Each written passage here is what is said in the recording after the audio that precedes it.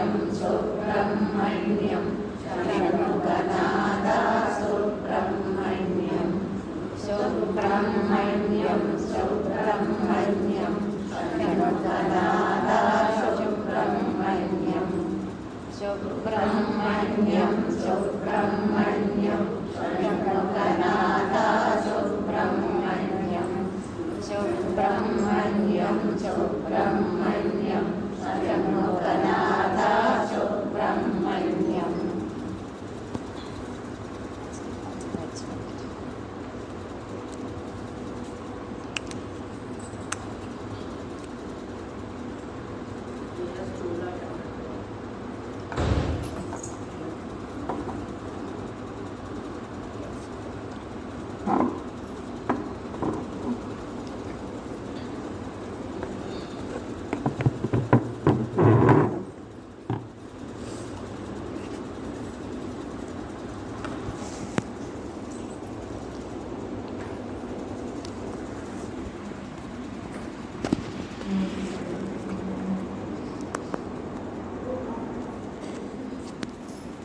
ఒకసారి భగవాన్ అడిగారండి, అంటే అది మరి భగవంతుడు ఆయన ఒక్కొక్కరికి ఒకలా వ్యక్తం చేస్తారు కదండి. భగవాన్ కూర్చుంటే భగవాన్ పక్కనే ఎవరో ఒక తెల్లటి బట్టలు ధరించి ఒక స్త్రీ కూర్చున్నట్టుగా అక్కడ భగవాన్ దేహం ధరించుకున్నగా భగవాన్ హాల్లో అనిపించేదాన్ని. అనిపిస్తే అప్పుడు అనిపించిన వాళ్ళకి ఎవరికైతే అలా కనిపిస్తుందో వారు భగవాన్ అడిగారండి, అదే మీరు కూర్చుంటున్నారు కదండి రోజుని, కూర్చున్నప్పుడు మీ పక్కనే ఎవరో ఒక స్త్రీ కూర్చున్నట్టు మాకు తెల్లటి వస్త్రాలు ధరించి ఎవరో తెలియట్లేదు తెల్లగా మెరిసిపోతున్నారండి, కూర్చున్నట్టు కనిపిస్తున్నారు ఎవరని అడిగారండి భగవాన్. అడిగితే అప్పుడు భగవాన్ అన్నారండి, అదే అప్పుడు భగవాన్ నవ్వుకుని అలాగా అని చెప్పి వారు మోక్షలక్ష్మి అన్నారు. నాన్నగారు చెప్పారండి, అంటే ఇప్పుడు కూడా ధ్యానం పక్కన మోక్షలక్ష్మి ఉంటుంది. అంటే కేవలం లక్ష్మీదేవి అంటే భౌతికంగా అంటే మనకి ఒక డబ్బులకే పరిమితం కాదు, రూపాలు డబ్బు అని బంగారం అని లక్ష్మి అంటే ఎందుకంటే వరలక్ష్మి భౌతికంగా అమ్మవారిని ఆరాధించడం కూడా మనకి అవసరమేనండి. మరి అమ్మవారిని కూడా తృప్తి చేసుకోవాలి కదండి. అంటే భౌతికంగా ఇలా చేసుకోవద్దని కాదండి, అంటే మామూలుగా ఆ రోజు నాన్నగారు ఏమని చెప్పారంటే అండి, ఇలా భగవాన్ ఇలా అడిగారు. అడిగినప్పుడు భగవాన్ అన్నారంటండి, మీ పక్కన ఇలా ఎవరో కూర్చున్నట్టు మరి మాకు భ్రమ ప్రాంతం ఏంటో ఇలా అనిపిస్తుంది అంటే ఆ నవ్వి అన్నారంటండి, వారు మోక్షలక్ష్మి మా పక్కన కూర్చున్నవారు అని అన్నారు. అప్పుడు నాన్నగారు ఎలా అన్నారు భగవాన్ని, అందు గురించి ఏంటంటే అది మన లోపల భావదారిద్ర్యం లేకుండా ఉంది మోక్షలక్ష్మి మనల్ని వరిస్తుంది. అది భౌతికంగా మన దేహానికి సంబంధించిన అవసరాలకి భౌతికమైన సంపద మనకి ఎంత అవసరమో అలా, ఎందుకంటే భావంలో దారిద్ర్యం పెట్టుకుంటే మరి భగవంతుడి దగ్గరికి భగవంతుని మనం అనుభవంలో తెచ్చుకోలేం కదా, లోపల దారిద్ర్యం ఉంది కదా. అలాగే ఇప్పుడు బయట లక్ష్మి లోపల లక్ష్మి, అది ఎందుకంటే భావంలో దారిద్ర్యం లేకుండా ఉండాలి కదండి. అందు గురించి ఏంటంటే మనం అమ్మవారిని ప్రార్థించుకొని అంటే దేవీ నవరాత్రుల్లోని ఇలా వరలక్ష్మి పూజలోని ఇటువంటి పవిత్రమైన పూజల్లో కూడా చేసుకోవద్దు. కానీ మనం భగవంతుని ప్రార్థించే ప్రార్థనా విధానంలో మన స్వభావంలో మార్పు తీసుకొస్తాడు గురువు. అందు గురించి ఏంటంటే నాలో ఉన్న భావదరిద్ర్యాన్ని తొలగించు, భౌతికమైన సంపద ఉంది. ఇప్పుడు మనం నాన్నగారు గురు పౌర్ణమి పుట్టినరోజులు అది అంటే గురు పౌర్ణమి రోజుని లోపల నుంచి బయటకు వస్తాను నాన్నగారు. అంటే మనకి ఏంటంటే ఈరోజు గురు పౌర్ణమి కదా, మన పళ్ళు నాన్నగారు తీసుకొని మన అంకు చూస్తే చాలు అలా అనిపిస్తుంది కదండి. ప్రతి ఒక్కరికి మరి గురువు పట్టండి అంటే దర్శనం చాలు. గురు పౌర్ణమి రోజుని మెయిన్ గురు దర్శనం ఇంపార్టెంట్. పళ్ళు ఇచ్చామో ఇవ్వలేదు అదంతా తర్వాత రెండో పక్షం, అది వేరే విషయం. పొద్దుట 6 దగ్గర నుంచి 3 వరకు మామూలుగా మేము అక్కడి నుంచి టీ తాగి వచ్చి ఇక్కడ లోపలికి వెళ్ళి మళ్ళీ ఇక్కడ భక్తులతో మాట్లాడి మళ్ళీ స్టేజీ మీదకి ఇలా నడుచుకుంటూ వస్తున్నాం కదా. అలా వచ్చినప్పుడు కూడా మన చేతిలో పళ్ళు నాన్నగారు ఎప్పుడు తీసుకుంటారా అని చూస్తున్నాం. అంటే ఎందుకంటే మన చేతిలో పళ్ళు నాన్నగారు ఎప్పుడు తీసుకుంటారా అలా చూస్తున్నాం కదా. ఈరోజు గురు పౌర్ణం కావాలి, గురువుని గౌరవించుకోవాలి, గురువు చేతిలో పళ్ళు ఏదో పెట్టుకోవాలి. అలాగే దేవీ నవరాత్రుల్లో మనం వరలక్ష్మీదేవి కానీ కనీసం ఆ రోజునైనా మన అమ్మని ఏదో ఎవరైనా గౌరవించి చేర్చుకోవాలి కదా. అలా చూస్తున్నారు, మంచిది. కానీ మీ వైపు నుంచి వచ్చేదేమో మామూలు భౌతికమైన పళ్ళు ఇస్తున్నారు మాకు అద్భుతం. కానీ మా వైపు నుంచి వచ్చేది జ్ఞాన ఫలం. ఆ జ్ఞాన ఫలం కోసం ఎదురు చూడటం లేదు. అంటే భౌతికమైన పళ్ళు నా చేతిలో పెట్టాలని చూస్తున్నారు, కానీ భౌతికంగా మీ పళ్ళు మీ చేతిలో పళ్ళు తెచ్చి అవి మా చేతిలో పెట్టాలని చూస్తున్నారు. కానీ మా వైపు నుంచి జ్ఞాన ఫలం మీకు ఇచ్చేది. అందు గురించి ఆ జ్ఞాన ఫలం కోసం ఎదురు చూస్తున్నట్టు ఎవరు కనిపించడం లేదు అన్నట్టు. క్షేత్రంలో గుడి పౌర్ణమి రోజునండి ఇంకా లోపల నుంచి కూడా స్టేజ్ దగ్గరికి వచ్చేసరికి ఒకసారి 3:30 కూడా అది దర్శనం అవసరమే, అసలు సబ్జెక్ట్ కూడా అవసరం లేదని గుడి పౌర్ణమి రోజుని మొత్తం అందరూ తన గురువుని ఎవరు గురువుని అలా ఆరాధించుకుంటారు కదండి. గురువు దర్శనం ఇంపార్టెంట్ కదండి మెయిన్. అందు గురించి అది సరే. ఈరోజు గురు పౌర్ణమి కదా, అందుకు మన వైపు నుంచి మామూలుగా పళ్ళు గురువుగారి చేతిలో పెట్టుకుంటున్నాం కదా. కానీ అటువైపు నాన్నగారి దగ్గర నుంచి వచ్చేది ఏంటి, అటువైపు ధ్యాన దగ్గర నుంచి మనకు వచ్చేది ఏంటి అంటే మీ వైపు నుంచి వచ్చేదేమో మామూలుగా భౌతికానికి సంబంధించిన ఫలం. మా వైపు నుంచి మేము ఇస్తున్నాం కదా, మీకు ఏమి ఇవ్వకుండా మేమేమి పంపించలేదు కదా. అందుకు మా వైపు నుంచి వచ్చేది జ్ఞాన ఫలం. ప్రతి ఒక్కరికి మేము ఇచ్చేది జ్ఞాన ఫలమే. కానీ ఆ జ్ఞాన ఫలం కోసం ఎదురు చూడటం లేదు. మా వైపు నుంచి పండు తీసుకోవడం కంటే కూడా మీ వైపు నుంచి మేము పండు తీసుకోవడం నీకు ఎక్కువ ఇష్టంగా ఉంటుంది. అది మంచిదే, పర్వాలేదు. మరి అటు పండు ఇచ్చినప్పుడు మేము ఇస్తాం కదా, మేము ఇచ్చేది నువ్వు తీసుకోవడానికి నేను ప్రిపేర్ చేసుకుంటాడు వాడు. మరి ఆయన దగ్గర నుంచి మనకు జ్ఞాన ఫలం ఇస్తున్నారు కదండి. ఆ నాన్నగారి దగ్గర నుంచి వైపు నుంచి వచ్చేది మనం కూడా తీసుకోవాలి కదండి. ఇప్పుడు మన దగ్గర పళ్ళు తీసుకుంటున్నారు అనమాట. మన దగ్గర పళ్ళు తీసుకున్నప్పుడు అది తీసుకుని మన చేతిలో మన మామూలండి తిరిగి భౌతికంగా ఒక పండు తిరిగి మన చేతిలో పెడుతున్నారు అనమాట. ఆ పండే నా భౌతికంగా మన కళతో చూసి మనకు నాన్నగారు ఇచ్చేది భౌతికంగా ఇచ్చిన ఆ ప్రసాదమేనా అని నాన్నగారికి. ఆ రోజు గురు పౌర్ణమికి ముందు రోజుకి తర్వాత కూర్చునేవారు, గురు పౌర్ణమి రోజు కూర్చునేవారు. అలా మరుసటి రోజున కూడా మరి భక్తులందరూ ఉండేవారు కదండి. అంటే 3 రోజులున్నా 4 రోజులున్నా పాపం ఇక్కడ అందరికీ భక్తులు వచ్చిన వాళ్ళందరికీ ఏర్పాట్లు తర్వాత హైదరాబాద్ అక్కడికి ఇక్కడికి వెళ్ళారు. కానీ నాన్నగారండి సౌకర్యాలు అన్నీ కూడా సమకూర్చేవారండి తమ క్షేత్రంలో ఆశ్రమంలో. అలా నాన్నగారు దేహం ధరించి ఉండగా భక్తులకి ఏ రకమైన ఇబ్బంది ఎలా అయితే లేదు అలాగండి మామూలుగా.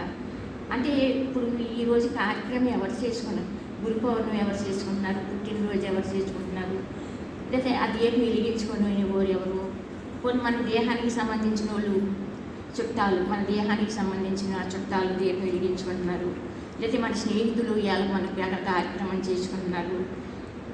అలాగా ప్రతిరోజు ప్రతి ఫంక్షన్ ఏది చేసినా నాన్నగారికి ఇక్కడ చేస్తున్నారు మామూలుగానే.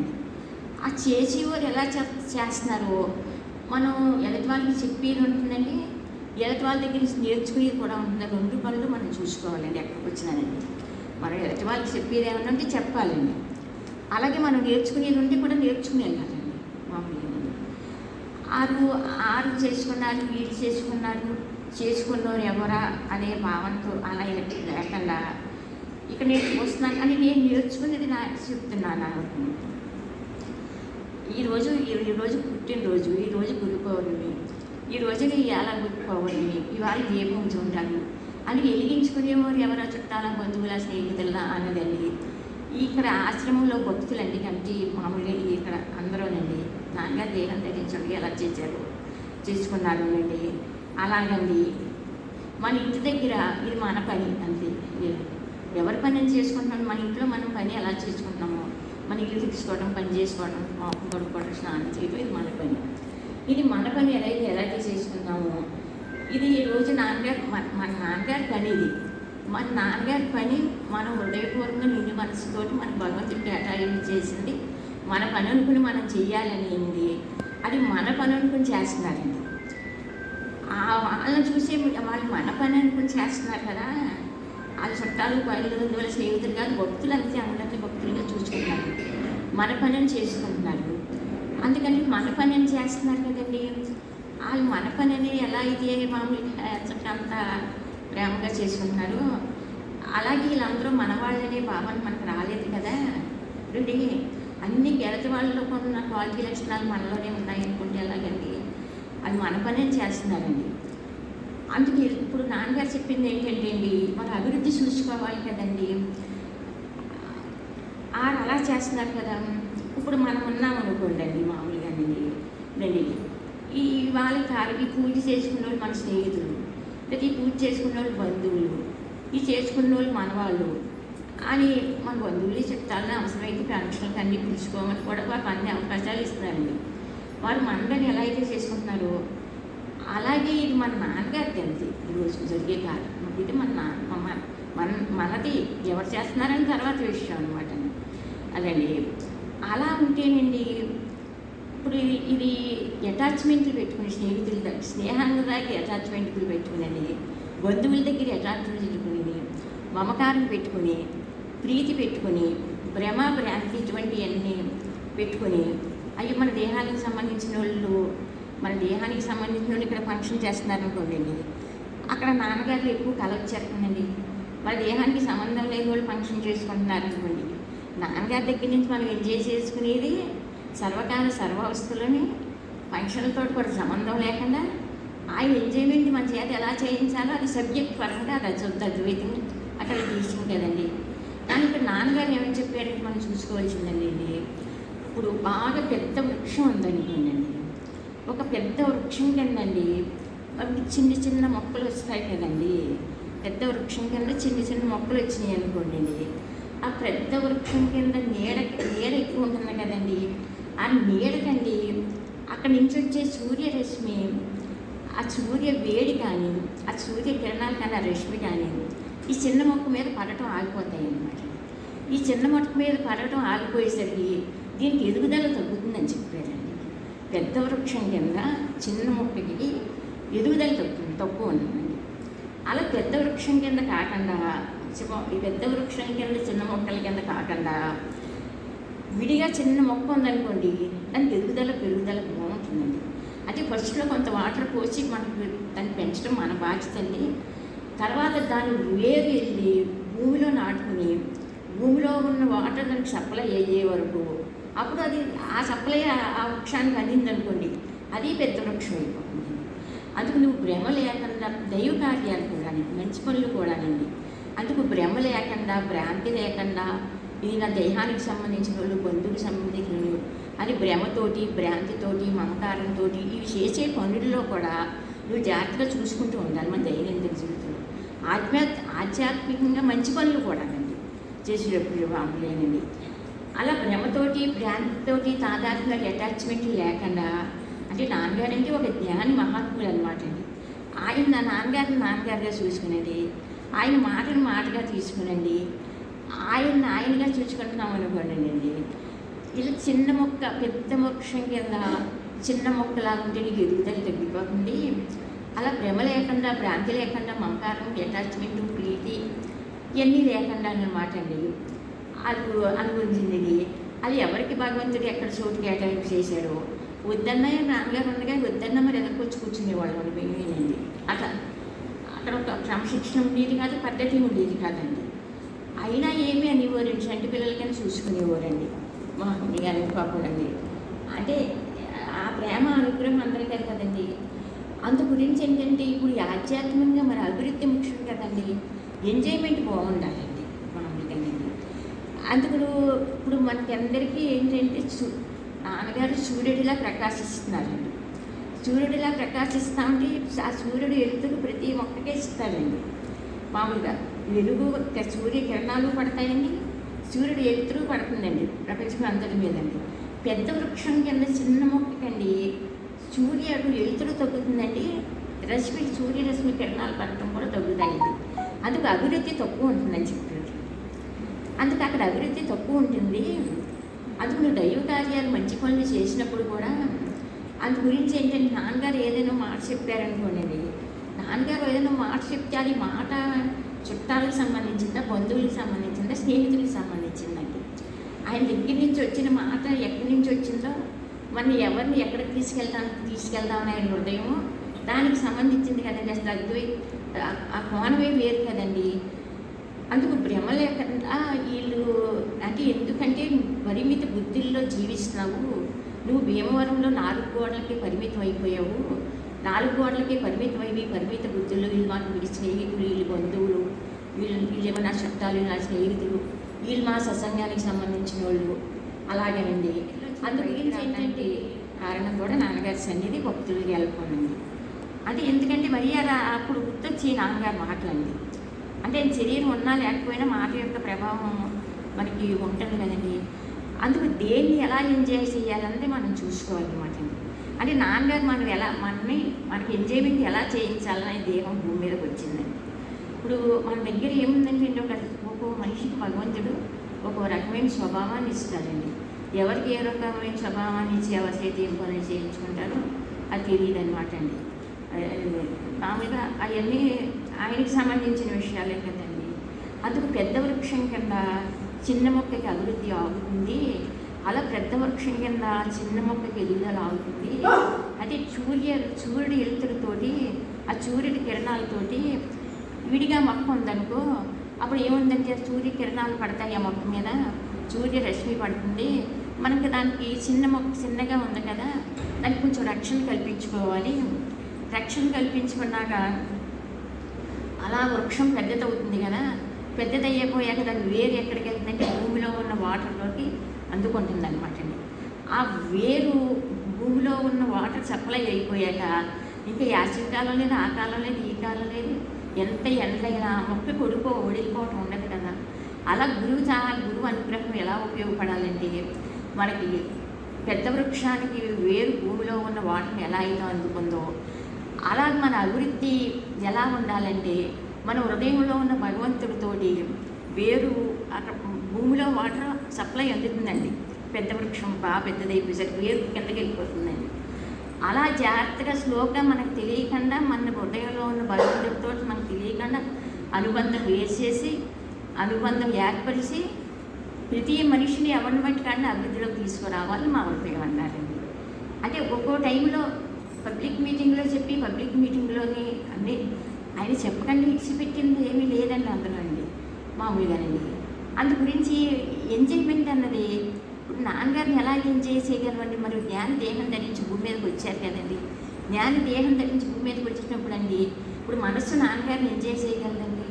మనసు నాన్నగారిని ఎంజాయ్ చేయలేదని చెప్పేవారు అనమాట. ఆయన ఎలా ఎంజాయ్ చేస్తుందండి మనసు అండి. అది ఇంకో మనిషి చెప్పిన మాటలు కాదు కదండి ఎంజాయ్ చేయడానికి అండి. అక్కడ మరి ఆయన దగ్గర నుంచి మాట ఏ హృదయంతో మన ఎక్కడ తీసుకెళ్ళడం కోసం వచ్చిందో పరిమితులు దండి. ఆ మాటల్లో పరిమితులు లేవు, హద్దులు లేవు. నాన్నగారు అనేవారు ఎక్కడో చైతన్యం దాకా ఆత్మ దాకా హృదయంలో మన వస్తూ అనుభవంలోకి వచ్చిందాకా ఎందుకు మా మాటలోనే కాలం లేదండి. కాలానికి ఇవ్వము అనమాట. ఇప్పుడు నాన్నగారి మాటలో ఎక్కడైనా కాలం ఉందేమో, నాన్నగారి మాట ఉంది, ఆ మాటలోనే కాలం లేదనమాట. ఆ మాటలోనే కాలం లేనప్పుడు అంటే కాలానికి లోబడేది ఆ మాటలు కాదండి. అండి సృష్టికి లోబడిన మాట కాదండి నాన్నగారి మాట అండి. అది సృష్టికి లోబడిన మాట వేరండి, కాలానికి లోబడిన మాట వేరండి, ప్రకృతికి లోబడిన మాట వేరనమాట అండి. లోబడలేవండి. నాన్నగారి మాటే అభవుగా ఉంటుందన్నమాట అండి. అసలు అందుకు మాట అభవుగా ఉంటుంది కనుక నువ్వు దాన్ని ఎంజాయ్ చేయగలగాలి కదా. అందుకు మన చేత ఏంటంటే మన ఉపాధి ద్వారా దేహం ద్వారా ఏదో రకమైన పని కేటాయించేయటం. ఎందుకంటే మన అభివృద్ధిలోకి తీసుకురావడం కోసం మన పని కేటాయించేయాలి. బయట అభివృద్ధి మట్టికి పెద్ద వృక్షం కింద చిన్న వృక్షం చిన్న మొక్కకి ఎదుగుదల తక్కువ ఉంటుంది, అలా ఉండద్దని చెప్పి ప్రశ్న చాలా అభివృద్ధి తక్కువ ఉంటుంది. అలా అయితే అందు గురించి అంటే ఈ మన నువ్వు పరిధిలో ఉన్నావు బట్టి అంటే నీకు నీ స్నేహితులకి కావాలి ఎవరికైనా నువ్వు నలుగురికి చెప్తున్నావు, 10 మందికి చెప్తున్నావు. అదే మాట 10 మందికి చెప్తే ఏమైంది బయటకు వచ్చి అది నాన్నగారి మాటే కదా, మన సొంతం ఏమీ కాదు కదా. అది కూడా ఎందుకంటే అటాచ్మెంట్ అనమాట. అలా అటాచ్మెంట్లో ఉంటే, పరిధుల్లో ఉంటే, అద్దుల్లో ఉంటే, పరిమితుల్లో ఉంటే, భ్రమలో భ్రాంతులు పెట్టుకుని ఇక్కడ మాట వాడడానికి అభివృద్ధి తక్కువగా ఉంటుందన్నమాట. అంత పెద్ద వృక్షం కింద అనమాట. అంటే సూర్యుడు ఎలుతులతోటి మొక్కలన్నీ ఎలా పెరుగుతున్నాయో అలా నాన్నగారి దయ అనుగ్రహంతో అందరూ పెరుగుతారనమాట. అది ఎందుకంటే భ్రమ, భ్రాంతి, అటాచ్మెంటు, మమకారం వీటి పరిధుల్లో జీవిస్తున్నావు, చూసుకుంటా ఉండి నీ ఉపాధి ద్వారా, దేశం ద్వారా మంచి పనులు ఒకళ్ళు జరుగుతున్నప్పటికీ కూడా మంచి పనుల వల్లనే ఆ వృత్తిలోకి వచ్చేస్తున్నావు అని అనుకోవద్దనండి. అది ఎక్కడికక్కడ ఆగటం మరి నాన్నగారికి అలా ఇష్టం ఉండదండి. సబ్జెక్ట్ దగ్గరికి వచ్చేసరికి సబ్జెక్ట్కి అనమాట అండి. అదండి నీ అంతా నీకే చూసుకుంటే తెలుస్తూ ఉంటుంది. ఒంటరిగా ఉన్నప్పుడు, ఏకాంతంగా ఉన్నప్పుడు మామూలుగా అనమాట అండి. ఇప్పుడు నా మాట నువ్వు ఎలా చేయగలవు? నాన్నగారి మాట ఉందండి, ఇలా శ్రవణం చేస్తున్నానండి. నాన్నగారి మాటను నేను ఎలా ఎంజాయ్ చేయగలనండి అండి. అంటే ఆ మాటలో ఫస్ట్ అంతా ఏం చేశారంటే మన మనస్సు, ఫస్ట్ నీ మనస్సు ఎందుకు పనికిరాదు, అది శతాలు అందులో ఏమీ లేదు. అంటే ఈ సృష్టిలో దేనికైనా విలువ ఉంది కానీ మనసుకు విలువ లేదు. అలా ప్రారంభంలో కానీ నాన్నగారు చెప్పుకుంటే నాన్నగారి దగ్గరికి ఇంతలా చేరకపోదు అండి. అలా కాకుండా మనలో ఏ మూలన ఏ పక్కనైనా చిన్న ఉండొచ్చం కానీ ఒక మంచి లక్షణం కానీ ఉన్నా లేకపోయినా దానికి చూపించండి, ఎంకరేజ్మెంట్ ఇచ్చండి. ఫస్ట్ నుంచి ఉన్నదాని గురించి చెప్పుకొచ్చేవారండి. ఉన్నదాని గురించి చెప్పుకొచ్చి శ్రవణం చేయగానండి. అప్పుడు తర్వాత వచ్చేసరికండి ముందుకు దానికి సంబంధించిన బలాన్ని కలగజేసాం. ఉండటానికి చైతన్యం గురించి, ఆత్మ గురించి, భగవంతుడి గురించి, దాని గురించి సబ్జెక్ట్ అంతా శ్రవణం చేస్తామంటే అది బాగానే ఉంది చాలా ఎంత బాగుంటుందో నాన్నగారి మీటింగ్లు అయ్యి అలా కొంతకాలం బాగుందండి. ఇప్పుడు ఇది మనసు జోలికి వచ్చేసరికి అప్పుడు వీడికి కొంచెం ఆధ్యాత్మిక బలాన్ని ఇచ్చి, కొంచెం శక్తిని ఇచ్చి ఉంచుకునండి. అప్పుడు నీ మనసులో ఎక్కడ ఏమీ లేదు. ఆ పెంటకొప్పుకైనా విలువ ఉంది కానీ మనసుకు విలువ లేదు. అంటే ఈ సృష్టిలో భగవంతుడు నీకు శరీరాన్ని ఇచ్చాడు. ఈ జీవుడికి ఒక శరీరాన్ని ఇచ్చి భూమి మీద పండించాడు. ఈ శరీరంలోంచి ఈ జీవుడు తప్పుకోకముందే నువ్వు ఈ జీవత్వంలోంచి కనుక బయటకు రాలేకపోతే ఈ సృష్టిలో ప్రపంచం అంతా నీకు రాసిచ్చినప్పటికీ కూడా నువ్వు ఆ పని మీకు పూర్తవలేదనుకో, నీ నష్టపరిహారానికి అసలు అంత అర్థం లేదు. అది ఎంత నష్టపోతావో నీకు తెలియదు. అంటే భౌతికంగా ఏదైనా చిన్న నష్టాలు వచ్చినా, కష్టాలు వచ్చినా, అవి ఇచ్చినా కంగారు పడిపోతున్నావు. అసలు ఏదో రోజున మరణం వస్తుంది కదా. ఆ మరణం వచ్చే లోపల నువ్వు అమృతత్వాన్ని పొందాలి కదా. అమృతత్వం అంటే మరణం లేని స్థితి కదా, అది శుద్ధ అద్వైతం కదా. అక్కడికి తీసుకెళ్ళడం కోసం కదా మేము వచ్చాము. అందు గురించి ఈ భౌతికంగా పనులు చేసుకో, సబ్జెక్ట్ మట్టి విడిచిపెట్టొద్దు, నేను చెప్పిన మాటను మట్టి విడిచిపెట్టొద్దు. అందు గురించి నువ్వు భగవంతుడు ఒక రూపాన్నో, నామాన్నో, ఒక మాటను అలా ఆరాధించుకో, అర్చన చేసుకో. ఎవరి పద్ధతుల్లో వాళ్ళు అలా చేసుకుంటారు. అలా కాకుండా గురువు నీకు నాన్నగారు ఏం చేస్తున్నారని చెప్పుకోరంటేనండి, అంటే నీ దగ్గర నుంచి మామూలుగా నీ మనసు మా మాటను ఎంజాయ్ చేయలేదు. అదండి. అయితే ఏంటంటే మాట డైరెక్ట్గా చైతన్యం దగ్గర నుంచి వస్తుంది. మాట డైరెక్ట్గా చైతన్యం దగ్గర నుంచి వచ్చినప్పుడు ఈ మనసు మాటను ఎలాగ ఎంజాయ్ చేయగలదు? అందు గురించి మామూలుగా మా దగ్గర నుంచి దయో, ప్రేమ, అనుగ్రహము మామూలుగా నీకు తెలియకుండా ఏం చెప్తారని మనతో చెప్పకుండా ఎంత చెప్తున్నారో నేను ఏమిటో మరి అది ఎందుకు చెప్తున్నారంటే ఏంటో ఏం చెప్తామండి అర్థాలు కాదండి. అండి మా వైపు నుంచి నీ బ్రెయిన్లోకి, సహస్కారంలోకి మామూలుగానండి ఒక ప్యూరిటీని పంపిస్తున్నాము. దయ్యో, ప్రేమ, అనుగ్రహము, మాట ఏదో పంపిస్తున్నాము. ఎందుకు పంపిస్తున్నాను అసలు? అది ఎందుకు పంపిస్తున్నానంటే మన వీడు ఎంజాయ్ చేయలేడు, మన మాటనే ఎంజాయ్ చేయలేడు. కానీ నీ హృదయంలో నేను అంతర్యామిగా ఉన్నానని చెప్తున్నాను. అంతర్యామిగా నేను ఉన్నానని చెప్తే మనం ఎలా ఎంజాయ్ చేయగలడు? ఎంజాయ్ చేయలేడు. అందు గురించి ఎందుకంటే నా దయని, ప్రేమని, అనుగ్రహంలోకి నీ అనుగ్రహాన్ని, ఈ సహస్రారాన్ని నేను పంపించి నీకు అక్కడ కన్ఫ్యూజన్ లేకుండా మామూలుగా శాంతినిస్తూ, కాంతినిస్తూ, నీవు న్యాచురల్గా ఉండేటట్టు చేసి, కొంచెం నార్మల్గా ఉండేటట్టు చేసుకుని, పాజిటివ్గా ఉండేటట్టు చేసుకుని, అవి సహజమైన లక్షణాలు ఉండేటట్టుగా మా మా దయ ప్రేమ అనుగ్రహం ఈ సహస్రాలలోకి వచ్చి ఆ పని చేస్తాను. ఆ పని చేసి అప్పుడు ఏం చేస్తానండి, హృదయంలో మేము ఉన్నాం కదా, అందుకు ఆ పని ఎందుకు చేసుకుంటున్నావు, నువ్వేమన్నా పొమ్మని ఇప్పుడు మనం ఏమన్నా నాన్నగారిని మా వైపుని సాధన చేసి పెట్టమని నువ్వు అడిగితే చేస్తున్నామా మేము? నీకు తెలుసా, నువ్వు ఇప్పుడు నాన్నగారు నీకు కొన్ని మనకు బద్దకం సోమరతనం అంటే నాన్నగారు సాధన చేసి పెడతారని నాకు తెలియదు కదండి. నువ్వు మమ్మల్ని ఏమన్నా అడిగావమ్మా నాకు సాధన చేసి పెట్టమని మా అమ్మ గారిని? నువ్వు అడిగిన వాళ్ళకి చేసి అడగలేని వాళ్ళకి మానేస్తాడా? అరుణాచలేశ్వరుడు అడుగుకి ఇచ్చేది లేదు అగలంక మగు కీర్తి హాని చేయక బ్రోహం అరుణాచలం కదండి. అందు గురించి ఆయన దగ్గర నుంచి సప్లై పంపిస్తున్నానని చెప్పేవారండి సహస్రారంలోకి.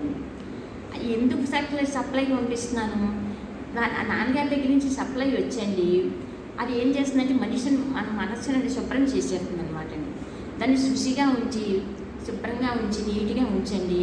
మనకి కొంత శాంతిని కలగజేసి వివేకాన్ని కలగజేసి అదే కొంచెం ఏ ఏ లక్షణాలు మన ఆయన్ని నాన్నగారిని నాన్నగారిని మనం ఎంజాయ్ చేయడానికి సరిపడిన అన్నీ తీసుకుని నీ మైండ్ని ప్రిపేర్ చేసుకుని ప్యూరిఫై చేసుకుని అప్పుడు అలా చేసుకున్నాను. అలా ఎందుకు చేసుకున్నాను, అలా చేసుకుని నన్ను నీ మనసు ఎంజాయ్ చేయలేదని నాకు తెలుసు, నీకు తెలియదు కదా, నీ మనసు నన్ను ఎంజాయ్ చేయలేదని నీకు తెలుసు, నీకేమో తెలీదు, నాకు తెలుసు, నాకు తెలుసున్న పని నేను చేయకుండా ఎలా ఉంటానన్నారండి గురువు. ఇప్పుడు నాన్నగారికి తెలుసండి, అయ్యో మనం ఏయో చేస్తున్నాము, ఏయో చేసిన వల్ల ఈటల వలన మనం నాన్నగారిని ఎంజాయ్ చేయలేము, నాన్నగారి మాటను ఎంజాయ్ చేయలేము, కానీ హృదయంలో ఉన్న నాన్నగారిని కూడా మనం ఎంజాయ్ చేయలేము అని నాన్నగారిని చూసి సంతోషిస్తున్నాం, ఆనందిస్తున్నాము. కానీ మన చూసి సంతోషిస్తున్నాడు, ఆనందపడుతున్నాడు, మన సమక్షంలో మన ప్రెజెన్స్లో వచ్చి కూర్చుంటున్నాడు. కాకపోతే ఏంటి ఈ మనసు ఎంజాయ్ చేయలేదు, ఈ మనసు ఎంజాయ్ చేయలేదనే సంగతి మనకు తెలియదు. మన మనసును నాన్నగారిని ఎంజాయ్ చేయలేదనే సంగతి మాకు తెలుసు.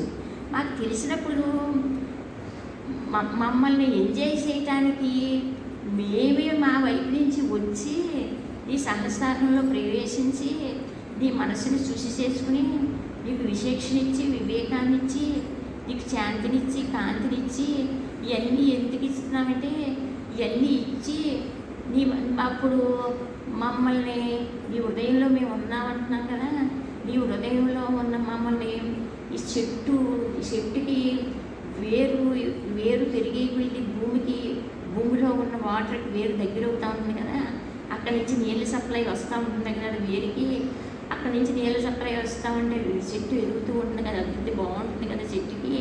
అందు గురించి మనం ఏం చేయాలంటే వాడి వైపు మనమే చేసుకోవాలి, వాడి వైపు మనమే వెళ్ళి వీడి సహస్రారంలోకి మనమే చేసుకుని అప్పుడు ఏం చేయాలంటే మళ్ళీ నీ హృదయంలో ఉన్న అంతర్యామిని మన హృదయంలో సుఖమో శాంతో ఆనందమో ఏదో ఉందని నాన్నగారు చెప్తున్నారు, చెబుటమే కాదు ఏదో ఉందని చెప్పి అప్పుడు మేమే మమ్మల్ని ఎంజాయ్ చేసుకుంటాం. మేమే మమ్మల్ని ఎంజాయ్ చేసుకోవడానికి ఈ సహస్రాలలోకి వచ్చి ఈ సహస్రాలలోని నీ మనసుని శుభ్రం చేసుకుని ఎంజాయ్ చేసుకునేదండి. ఉన్నదే మేము మళ్ళీ మమ్మల్ని మేమే సహస్రాలలోకి ఎంజాయ్ చేసుకుంటున్నాం. ఈ కోణంగా ఈ రకంగా భక్తుడి వైపు నుంచి మేము ఇలా ప్రిపేర్ చేసుకుంటూ వస్తున్నాము. అందులో ఏదో ప్రత్యేకత ఉన్నిచ్చా ఏదో ఉంది, మళ్ళీ ఏదో నాకు సాధన ఉంది, అది ఉంది, ఇది ఉంది, అందరికంటే నాలో ఏదో ఉన్నిచ్చి ఉంది, ప్రత్యేకత ఉంది, అలా నువ్వేమనుకోక్కర్లేదు. ఉన్నదే మేము చేసుకునేదే మేము. అది ఎందుకంటే స్లోగా సప్లై మరి అందజేయాలి కదండి. ఆయనే వచ్చండి మమ్మల్ని మేమే ఎంజాయ్ చేసుకుంటాం ఇదండి. అందుకు నీ మనసు ఎంజాయ్ చేయలేదు. అందుకు ఏం చేస్తానంటే నీ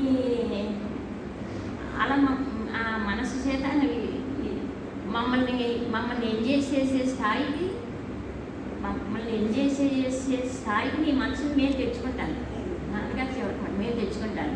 ఆ పని నేను చేయమంటే నీకు ఇబ్బంది, మేము తెచ్చుకున్నాక అప్పుడు ఏం చేస్తుందంటే నీ మనసు ఎంజాయ్ చేస్తుంది, ఎంజాయ్ చేయించుకుంటాం. దాని చేత నీ మనసు చేత మమ్మల్ని ఎంజాయ్ చేయించుకుంటాం. దాన్ని ఎలా ప్రిపేర్ చేసుకోవాలో మాకు తెలుసు, దానికి విశేషణ ఎలా ఇవ్వాలో తెలుసు. వివేకనివ్వవి ఎంత వివేకం అవసరమో మాకు తెలుసు. అవన్నీ నీ మనసుకి ఇచ్చుకుని అవన్నీ చేసుకుని మమ్మల్ని ఎంజాయ్ చేసేటట్టుగా చేసేది ఏమి అని సంగతి. అప్పుడు ఋషి మరుగుతాం, ఎంజాయ్మెంట్ ఉంటుంది. మనసు ఎంజాయ్ చేయలేదు. అప్పుడు మనసు ఎంజాయ్ చేయలేదన్న సంగతి నీకు ఎప్పుడు తెలుస్తుందని ఇప్పుడు తెలియదు. నీ మనసు ఎంజాయ్ చేయలేదని చెప్పి నీ మనసు ఎంజాయ్ చేయలేదని సంగతి నీకు తెలియదు. మా వైపు నుంచి ఆయన అనుగ్రహమే వచ్చి ఆయనే ఎంజాయ్ చేసుకుంటానన్నారండి. ఇంకా చెప్పాలండి, అలా ఎంజాయ్మెంట్ జరగటం అనేది అలా ఎంజాయ్మెంట్ చేస్తూ ఆ పని ఆ వర్క్ ప్రతి ఒక్కడికే చేస్తాను. తెలిసినా పర్వాలేదు, తెలియకపోయినా పర్వాలేదు. నీకు తెలియాలని కూడా మేము అనుకోవటం లేదు. నేను నాకు నాన్నగారు ఆయన చేసే సహాయం మనకు తెలియాలని కూడా ఆయన అప్పుడు అనుకోరండి, ఇప్పుడు అనుకోరండి అన్నమాట అండి. అదండి అలా ఎంజాయ్మెంట్ చేయించగానే అయ్యో మన హృదయంలో సుఖము, శాంతో, ఆనందము ఏదో ఒకటి ఉంది. ఆ ఉందని సంగతి మనకి మామూలుగా తెలియదు. అందు గురించి ఏదో ఉంది అని చెప్పి మేమే నీ సహస్రారంలోకి వచ్చి మమ్మల్ని మేమే ఎంజాయ్ చేసుకుంటాం కదా. మమ్మల్ని మేమే ఎంజాయ్ చేసుకుంటాని అది నువ్వు అనుభవిస్తున్నామనుకో, ఆ ఎంజాయ్మెంట్కి మేమే అందాలి. నీ మనసు మమ్మల్ని ఎంజాయ్ నీ మనసు మమ్మల్ని ఎంజాయ్ ఎలా చేస్తుంది? అసలు మన మనసు నాన్నగారిని ఎంజాయ్ చేయలేదండి అదండి. అంటే ఎందుకంటే ఆయనే మన సహస్రారంలోకి వచ్చి ఆయన ఎంజాయ్ చేసుకుంటాడు. ఆయన ఎంజాయ్ చేసుకుంటా ఉంటే మనం ఏదో జ్ఞానిని మనలో ఏదో ప్రత్యేకత ఉండి మనం జ్ఞాన్ని ఎంజాయ్ చేసేస్తున్నామని మధ్యలో వీడికి సైడ్ ఎఫెక్ట్లు ఉంటాయని చెప్పారండి. అలా సైడ్ ఎఫెక్ట్లు పోయి గర్వం పెట్టుకో మామూలుగా. అలాగ అనుభవించడం అలవాటు చేసుకుంటూ జాగ్రత్తగా మరి దూడకి తౌడు నీళ్ళు పెట్టి తీసుకెళ్ళటం, పచ్చగడ్డి తీసుకెళ్తానటం, ఇలా చేసి తీసుకెళ్తాననే కదండి మరి సబ్జెక్ట్. అవి ఉదాహరణలకి చెప్పేవారండి. ఉదాహరణ ఎందుకంటే మాట గుండెకి పట్టించడం కోసం అండి. ఇప్పుడండి అలా మరి ఏదోటి మరి తీసుకెళ్ళాలి కదా దీని లోపలికండి. మనం ఎలా వెళ్ళగలమండి? అప్పుడు నేనే నీ సహస్రాలలోకి వచ్చి నీ మనసును శుభ్రం చేసేసుకుని బాగు చేసుకుని అప్పుడు ఎంజాయ్మెంట్ చేసుకుంటాను. అంటే నీ మనసు కొంచెం ప్యూరిటీ వస్తుంది, సత్వగుణం వస్తుంది. దానికి ఎంజాయ్మెంట్ అలవాటు చేస్తాము. ఎంజాయ్మెంట్ అలా అలవాటు చేయగా అప్పుడు మన తర్వాత నీకు ఏం తెలియజేస్తాడంటే గురువు. అందు గురించి నేనే వచ్చి సహస్రాలలోకి ఎంజాయ్ చేసుకుంటాను, నేనే ఎంజాయ్మెంట్ చేసుకుంటాను. ఆయన నేర్పిన ఎంజాయ్మెంటే వేరని చెప్పుకోవాలి. జ్ఞాని అనుగ్రహమే ఎంజాయ్ చేయగలను. నన్ను నేనే ఎంజాయ్ చేసుకుంటాను. నేనే నీ సహస్రారంలోకి వచ్చి నన్ను నేను ఎంజాయ్ చేసుకుంటాను. నన్ను ఎంజాయ్ చేసుకుంటూ నీ అనుభవానికి నీకు ఏదో ఉన్నానని నీ అనుభవానికి అందుతాను. నేను తర్వాత ఏంటి అనుభవంలో నీకు రాకపోయినా ఏదో ఉండే. ఇదేంటి మనసేమో పూజలు, చెప్పలు, ధ్యానాలు, సాధలు అదంటండి ఇదంటండి ఇవన్నీ మనం ఏదో చేస్తున్నాము, ఏదో ఉన్నట్టు ఉంది అని నీకు అనిపించేటట్టు చేసి, నీకు తోచేటట్టు చేసి అప్పుడు జాగ్రత్తగా ఎలా తెలియజేస్తాడంటే గురువు. అందు గురించి ఈ సృష్టిలో, ప్రకృతిలో ఎందుకు పనికిరానిది ఏదైనా ఉందా అంటే నీ మనస్సు. నీ మనసులో అంతా చెత్త చెదారం పెంట తప్పించి ఆ మనస్సును కదిపితావా? మనస్సును కదిపితే అంతా దుర్వాసన, అంతా చెత్త చెదారం. ఆ చెత్త చెదారాన్ని, ఆ కంపుల్ని, ఆ దుర్వాసనని అన్నీ కరెక్ట్ చేసి వీరికి తీసుకొచ్చి మమ్మల్ని మేమే చేసుకున్నాం. అలా చేసుకుని అనుభవించాక మా వైపు నేను అలవాటు చేసుకున్నాను. అందుకు మేము మిమ్మల్ని అడిగేది ఏంటంటే ఏదో రకంగా ఎవరొకరితో తాదాత్మ్యం చెందుంటున్నాం కదా. నువ్వు దేనితోటో దానితో తాదాత్మ్యం చెందుండటం అనేది తప్పదండి మనకండి. దేనితోటో దానితో తాదాత్మ్యం చెందుంటున్నావు రెండో దేనితోటో దానితో ఎలాగ తాదాత్మ్యం చెందుంటున్నాం కదా. మనం అన్నీ ఏదైతే మనం కాదని భగవంతుడు చెబుతాడు ఆ కానాట్లతోటి తాదాత్మ్యం చెందుంటున్నావు. దేహానికి పెట్టిన పేరు నువ్వు కాదన్నాను, దేహం నువ్వు కాదన్నాను, సృష్టి నువ్వు కాదన్నాను, ప్రకృతి నువ్వు కాదని చెప్తాను. ప్రకృతిలో అన్నీ ఎంజాయ్మెంట్ చేస్తున్నావు. ప్రకృతిలో అన్నీ ఎంజాయ్మెంట్ చేస్తామంటే నీ మనసు ఎంత నిజమో నీ ఎంజాయ్మెంట్లు కూడా అంతే నిజమని కదని చెప్తాడు. అసలు మాటలోనే కాలం లేదు. ఎవరు అన్నారండి. ఆయన ఎవరో మనకి ఏం తెలుపుతుంది. నాన్నగారు మాటలో నాన్నగారు తప్పించి మరి ఆయన అభమైనప్పుడు ఆయన మాటలో నా మాటలో కాలం లేదండి వారి ఇన్ని తప్పించేసి దాటించేసి అందులో ఏమీ పనిగలరు. అందు గురించి తర్వాత ఈ మనసు ఎందుకు పనికిరాదు, అది అవసరం లేదు చెత్తదన్నది. అందుకు నీ మనసుని పక్కన పెట్టేద్దాడు అనమాట. నీ చేతే సాధన నీ చేతే పెట్టిందాను నీ మనసుని అనమాట. ఈ మనసులో ఏమీ లేదు, అది ఎందుకు పనికిరాంది. మనం ఎవరొకరితోటి తాదాత్మ్యం చెందటం ఇంకెలాగా తప్పదు. నాన్నగారు ప్రేమిని నువ్వు దేహంతో తాదాత్మ్యం కొంచెం తగ్గించుకో, అది దేహంతో తాదాత్మ్యం కొంచెం తగ్గించుకున్నట్లయితే అప్పుడు ఈ మనసుతోటి తాదాత్మ్యం చెందుతాం కదా లోపల. నువ్వు ఇటు జత తగ్గించుకో, దేహంతో జత తగ్గించుకో, దేహంతో జత తగ్గించుకోండి, మాతోటి తాదాత్మ్యం ఏర్పరచుకుంటాను. అంటే మనసులోంచి సపరేట్ అవ్వడం అనేది నీ వల్ల కాదు, కొంచెం దేహంలోంచి సపరేట్ అవ్వడం అనే పని నువ్వు చూసుకోవాల్సి వస్తుంది అనేది. లోపల మనస్సు ఉంది కదండి మరండి, ఆ మనసుతో మనం ఎలా సపరేట్గా వెళ్ళగలం. అందుకు ఆయన వైపు నుంచి అంతా మన సహస్రాలను పంపిస్తూ నీ చేత అనుభవింపచేస్తూ మనకి ఆ నాన్నగారు ఏదో అనుభవిస్తున్నారు, అదే మనం కూడా అనుభవించాలి. 100% ఆయన ఉన్నాయని మన జీవితం అంతా చెప్పారు కదా. అందు గురించి అదే అనుభవింపజేస్తూ అందుకు ఈ శరీరంలోంచి ఈ జీవుడు తప్పుకోకముందే ఆ జీవత్వంలోంచి నేను బయటికి రావచ్చి అందుకు మనస్సును పక్కన పెట్టు. మనం అలా నీ మనస్సును పక్కన పెట్టిస్తాం, మేమే పెట్టిద్దాం అన్నమాట. నేను సాధన చేస్తాను, నీ చేత చేయిస్తాను వాడుకుంటున్నాను. ఈ మనస్సు ఏం చేస్తుంది అసలని? సాధన నేను చేస్తాను మామూలుగానే, నీ చేత చేయించేవాడిని కూడా నేనే. నాన్నగారు సాధన చేయించారనుకోండి, అసలు ఎలా ఉంటుందండి? చేయవలసినంత నేనే చేసేస్తాను. సాధన మేము చేయవలసింది మేమే చేస్తాం, కానీ నీ చేత చేయించేది కొంత ఉంటుందన్నమాట అండి. మనకి ఎవరు అవసరం అండి? హృదయంలో చూస్తే ఆయన ఉన్నానని చెప్తాడు. కొన్ని నువ్వు కూడా పోల్చుకుంటూ ఉండే అనమాట అండి.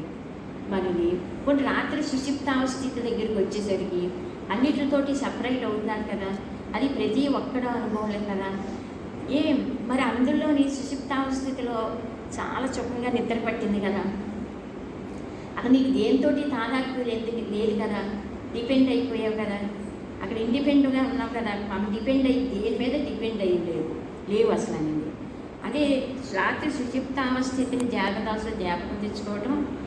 ఏ రోజు కాదు రోజు ఇదే లాస్ట్ డే అనుకో ప్రిపేర్ అవ్వడానికి, మరణానికి ప్రిపేర్ అవ్వడానికి. మళ్ళీ లాస్ట్ రోజు నీకు తెలియదు కదా, ఈరోజే లాస్ట్ డే మామూలుగా అనేది. లాస్ట్ డే అంటే ఎలా ఉంటామండి? ప్రిపేర్ అవుతాం కదండి, ఎంతో కంతండి. రేపు ఉంటే రేపు గొడవ రేపు చూసుకుంది అనమాట అండి. ఈ రోజు పని ఈ రోజు తీరే అనమాట, ఏ రోజు కావచ్చు. ఏమో మరణం వచ్చి ఏ టైంలో నెత్తిమీ పడుతుందో అది ఆ జీవత్వం ఆ మనసులోంచి కూడా బయటికి తీసుకొద్దామని కదండి అయినది అండి. అంటే మనసుని మనం ఈ జీవత్వంలోంచి బయటకు తీసుకురావాలి. నీ శరీరానికి ఏదో రోజు మరణం వస్తుంది, మృత్యువు నీ ఎత్తిమే పడుతుంది. ఆ మృత్యువు నేను ఎత్తిమే పడితే శరీరం, మృత్యు వచ్చి ఎత్తిమే పడితే శరీరం పోతే శరీరంతో పాటు నువ్వు పోతాను అనుకుంటున్నావు. ఆ పోయేవాడు నువ్వా? పోయేది శరీరం అనే సంగతి నీకు తెలుసు. అది చెవటానిగా మేము దేవుడు దిగొచ్చింది, చైతన్యం దేహం ధరించి ఈ భూమి మీదకి వచ్చింది. ఇప్పుడు చైతన్యం దేహం ధరించి భూమి మీదకి వచ్చారు నాన్నగారు. ఎందుకు వచ్చామండి అసలు లక్ష్యం ఏంటి? జీవితానికి లక్ష్యం ఏంటి మామూలుగా అండి? అంటే నీ జీవితానికి గమ్యం నేనే మనండి. అప్పుడు నీ జీవితానికి గమ్యం ఎవరు? నా జీవితం ఉందండి, నా జీవితానికి గమ్యం ఎవరు అసలు? ఇప్పుడు ఆ భగవాన్ ఉండగా మురగనాథ్ ఉన్నారనుకోండి అరుణాచలండి మామూలుగానండి.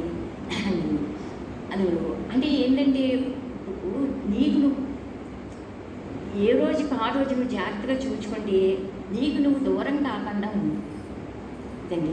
అన్నీ నేర్చుకున్నావు కదా, నేర్చుకోవాల్సినవి నేను నేర్చుకున్నావు, మంచో చెడ్డో చేయవలసినవన్నీ చేసావు. అందు గురించి నీకు మంచివి ఏ పని చేస్తావో చెయ్యి. నీకు భగవంతుడు నీ ఉపాధికి దేహానికి ఏ పని కేటాయించేస్తే ఆ పని చెయ్యి అనమాట అండి. నీకు నువ్వు దూరం కా. ఎందుకు నీకు నువ్వు దూరం అవుతున్నావు? అక్కడ నిలదీసేవారండి సబ్జెక్ట్ పరంగా. ఎన్ని పుస్తకాలు చూసినా ఎన్ని క్యారెక్టర్స్ విన్నా ఆయన ప్రెజెన్స్లో వెళ్ళినది ప్రెజెన్స్లో పట్టించగలరు అన్నమాట అండి. ఏదైందండి నీకు నువ్వు దూరం అవుతున్నావు. నీకు నువ్వు ఏ పని చేయాలంటే ఆ పని ఉపాధి ద్వారా దేహం ద్వారా చేసుకునే వద్దనేమంటే ఇష్టం పూజ చేసుకుంటావో, జపం చేసుకుంటావో, దానాలు చేసుకుంటావో, ధర్మాలు చేసుకుంటావో, ఏం చేసుకుంటావు. నీకు నువ్వు దూరం అయిపోయి చేయొద్దు. నువ్వు చేసిన దాని వలన నీకు నువ్వు దగ్గర అవుతూ ఉండాలి. అది అక్కడ ఎంత రీజన్ ఉందండి. కాదు నాన్నగారి మాటకి ఎలా ఉంటాడు. ఇప్పుడు మనం నీకు నువ్వు దూరం కావద్దని చెప్తే ఎవరండి? నీకు నువ్వు దూరం కావద్దంటే మనం ఎవరమని చెప్తారు మరి ఎక్కడండి అంటే నువ్వు నీ పేరుకు సంబంధించినోడు కాదు, దేహానికి సంబంధించినోడు కాదు, మనసుకు సంబంధించినోడు కాదు, ఇంద్రియాలు కాదు, తెలివి కాదు, బుద్ధి కాదు, ఈ సృష్టి కాదు. దేవుడు కూడా రాత్రి సుషుప్తావస్థలో భగవంతుడు కూడా మర్చిపోయావు. అన్నింటిలోకి మర్చిపోయినప్పుడు రాత్రి సుషుప్తావస్థలో ఉన్నావో లేదా? ఉన్నావు. ఆ ఉండటంలో ఎవరు ఉన్నారు? ఆ ఉండటంలో నీ చుట్టాలు ఉన్నారా, నీ బంధువులు ఉన్నారా, నీ స్నేహితులు ఉన్నారా, నీ దేహం ఉందా, నీ పారులు ఉన్నాయా, నీ డబ్బులు ఉన్నాయా, నీ బంగారాలు ఉన్నాయా, ఏమున్నాయి ఆ ఉండటంలో? ఆ ఉండటంలో సుఖం ఉంది, శాంతి ఉంది, ఆనందం ఉంది, మామూలుగా వెలుగు ఉంది, కాంతి ఉంది, అన్ని వైభవాలు అందులో ఉన్నాయి మామూలుగానండి. అందు గురించి అసలు నిన్ను నువ్వు నెతుక్కోవటం ఏంటి?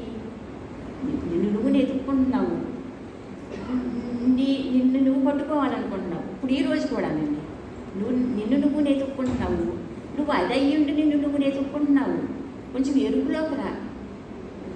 అన్నిటి గురించి ఆలోచిస్తున్నావు. నువ్వెవరివో నీ గురించి నువ్వు ఆలోచించవేంటి? అసలు నువ్వెవరివో అండి. ఎంత సబ్జెక్ట్ అండి. ఎన్ని సంవత్సరాలు చెప్పనండి. దేహం ధరించి భూమి మీదకి వచ్చింది ఏంటండి లాస్ట్ నా 5 నెలలుగా అనమాట అండి.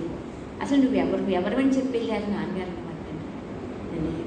మనం ఎవరమో మన ఆయన పొట్టు ఇవ్వకుండా మట్టికి వెళ్ళలేదండి.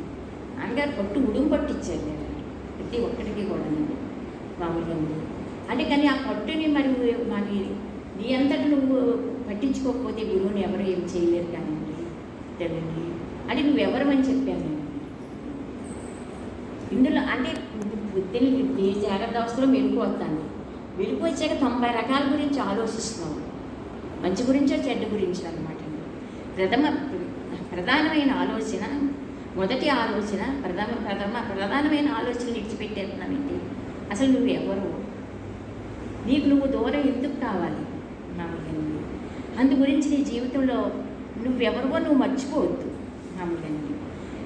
నీకు అన్నిటికి సంబంధించిన స్మృతి ఉంది కదా. ఇప్పుడు దేహానికి సంబంధించిన స్మృతి ఉందండి, మనసుకు సంబంధించిన స్మృతి ఉందండి. అన్ని దానిలో నా స్నేహితులు, నా బంధువులు అనేసండి అలాగా ఆలోచించింది. భ్రమంలోని, భ్రాంతిలోని, అన్ని స్మృతుల్లోని ఇరుక్కుపోయి బతుకుతున్న చెట్టు కింద చిన్న మొక్కకి అభివృద్ధి లేనట్టుగా ఉందని పరిస్థితి. ఒక జ్ఞానిని ఆశ్రయించి ఆకాశంలో సూర్యుడు ప్రకాశిందానంటే ఆ సూర్యుడి వెలుగు అందరి మీద పడుతుందండి. అన్ని వృక్షాలు అంత పెద్ద వృక్షం కింద చిన్న మొక్క మొలిచిన మొక్క కింద బతకక్కర్లేదు. ఒక జ్ఞాని దేహం ధరించి భూమి మీదకి వచ్చాకన్నమాట. ఉంది కదండి అనుగ్రహం. సూర్యుడు ప్రకాశిస్తున్నాడు కదండి. అది వీటి మధ్యలో జీవిస్తున్నాం, వీటి మధ్యలో బతుకుతున్నానండి. నువ్వెవరమని చెప్పాను నేను అసలు. మామూలుగా ఫైనల్గా సబ్జెక్ట్ దగ్గరికి వచ్చేసరికి రాజ్యం లేదండి నాన్నగారి దగ్గర ఎక్కడ. మామూలుగా కూర్చున్నట్టు అమ్మ బొమ్మ తిమ్మ వంతటోడు ఇద్దరు అలా ఏదో అనేవారండి. స్టేజ్ ఎక్కి మాట్లాడారంటే కృష్ణుడు భగవంతుడై భగవద్గీత చెప్పినట్టండి. అప్పుడు మట్టికి మాట్లాడేది ఇంకా అక్కడ కూడా రూపానికి నామానికి, నాన్నగారి రూపానికి నామానికి నువ్వు పరిమితం. అక్కడ కూడా చైతన్యాన్ని రూపానికి నామానికి పరిమితం చేయకుండా శ్రవణం చేయమని వారు. చైతన్యాన్ని రూపం నామం ధరించి వచ్చింది కదండి. పరిమితం చేయకుండా మనం ఎలా శ్రవణం చేయగలమండి? పరిమితం చేయకుండా శ్రవణం చేస్తే మనకే అద్వైత స్థితి వచ్చేసి ఉంటుంది కదండి. చేయలేము కదండి అదండి. మరి ఆ స్థితిలో మనకు తెలియని విడిచిపెట్టాలండి, తెలుసున్న దాన్ని పట్టుకోవాలి కదండి. అందుకు నీ దైనందిన జీవితంలో నీ ఉపాయ ద్వారా దేహం వల్ల అంటే మనకి అభివృద్ధి సరిపోతాను కదా గారు. అంటే నీకు నువ్వు దూరం అయిపోయి నువ్వేమీ చెయ్యొద్దు. ఏది చేసినా నీకు నువ్వు దగ్గరగా ఉంది. నువ్వు అన్నిట్ల గురించి ఆలోచిస్తున్నావు. నీ జాగ్రత్త అవసరం వెలుగు వచ్చింది. వెలుగు వచ్చాక అన్నిట్ల గురించి ఆలోచిస్తున్నాను ఏం అండి. అది బాగానే ఉంది ఆలోచించమన్నమాట. నీకు అన్ని స్మృతులు ఉన్నాయి. దేహానికి సంబంధించిన స్మృతి ఉంది, నీ పేరుకి సంబంధించిన స్మృతి ఉంది, అన్ని స్మృతులే ఉన్నాయి. వీళ్ళ పిల్లలని, జల్లని, ఇలా కుటుంబ చెప్పులని ఇలా అన్నిటి అందరికి సంబంధించిన స్మృతులు అన్ని మెరుగు వచ్చాక సంబంధించిన స్మృతులు అన్నీ పెట్టుకుని బతుకుతున్నావు, జీవితం అన్నమాట. నువ్వు ఎవరని చెప్పి వెళ్ళాను నీ ప్రేమలో ప్రాంతులు, నీ మమకారం, నీ దేహానికి సంబంధించిన వాళ్ళు అక్కడ ఉన్నారా? వాళ్ళు అదృష్టంగా ఉన్నా దురదృష్టంగా ఉన్నారు. అందులో ఎవ్వరు లేరు కదా. అందులో ఏముందంటే సుఖం ఉంది, శాంతి ఉంది, ఆనందం ఉంది. ఆ సుఖము, శాంతి, ఆనందం ఉన్నాయని చెప్పడమే కాదు, అదే నువ్వు అని చెప్పి వెళ్ళారండి. అదే నువ్వు అనమాట. కనీసం జాగ్రత్త అవస్థలో మెలకు వచ్చాక ఆ స్మృతిని విడిచిపెడుతున్నావు, అక్కడే నువ్వు సపరేట్ అవుతున్నావు. ఆ స్మృతి, దానికి సంబంధించిన ఎరుక, ఆ స్మృతిని విడిచిపెట్టేస్తున్నావు, దానికి సంబంధించిన ఎరుకుని విడిచిపెడుతున్నావు. ఆ స్మృతికి సంబంధించి ఆలోచిస్తూ ఉండు. ఇది మనం ఎవరో నీ ఉపాధి ద్వారా, దేహంతో, మనసుతోటి, ఇంద్రియాలతోటి కలిసి ఉంటున్నావులే. నువ్వు ఇలా ఉండలేవని సంగతి నాన్నగారికి తెలుసండి. కానీ సబ్జెక్టు వివరణ బట్టి తెలియజేసేస్తున్నాం మేము. అంటే ఈ జన్మల కాకపోయినా తర్వాత కొన్ని జన్మల వైపు అయినా ఆయన మాట మనకు ఉపయోగపడుతుందని చెప్పి విడిచిపెట్టారండి కదండి. అంటే ఎందుకంటే ఇప్పుడే దేహం ధరించి, అంటే నాన్నగారు దేహం ధరించి ఉండగా భగవంతుడు ఈ జీవుడికి కూడా ఒక దేహం ఇచ్చాడు. ఆ సహవాసం, ఆయన సమక్షం, ఆయన ప్రెజెన్సు ఇలా సరిపోతుంది అలా అనుకుని మనం అనుకుంటున్నాం. ఇలా ఎక్కడ సరిపోతుంది?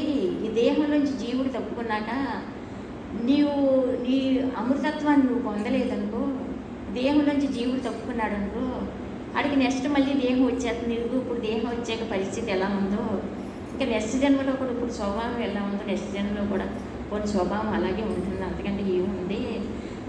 అందు గురించి మెయిన్గా చెప్పేది ఏంటంటే స్మృతిని విడిచిపెట్టొద్దని చెప్పారండి. చాలా మీకు లాస్ట్ నాన్నగారు 1 సంవత్సరం 2 సంవత్సరాల నుంచి ఉందండి. నువ్వు అన్ని స్మృతులు ఉన్నాయి, ఏ స్మృతిని మర్చిపోతుంది మెలకు వచ్చాక. అని మెలకు వచ్చేసాక ఆ ఉండటానికి సంబంధించిన స్మృతిని విడిచిపెట్టాను. అదే నువ్వు అన్నీ. ఇప్పుడు అందులో ఏమన్నా ఉన్నాయంటే ఏమీ లేవు. సుఖం ఉంది, శాంతి ఉంది, ఆనందం ఉంది.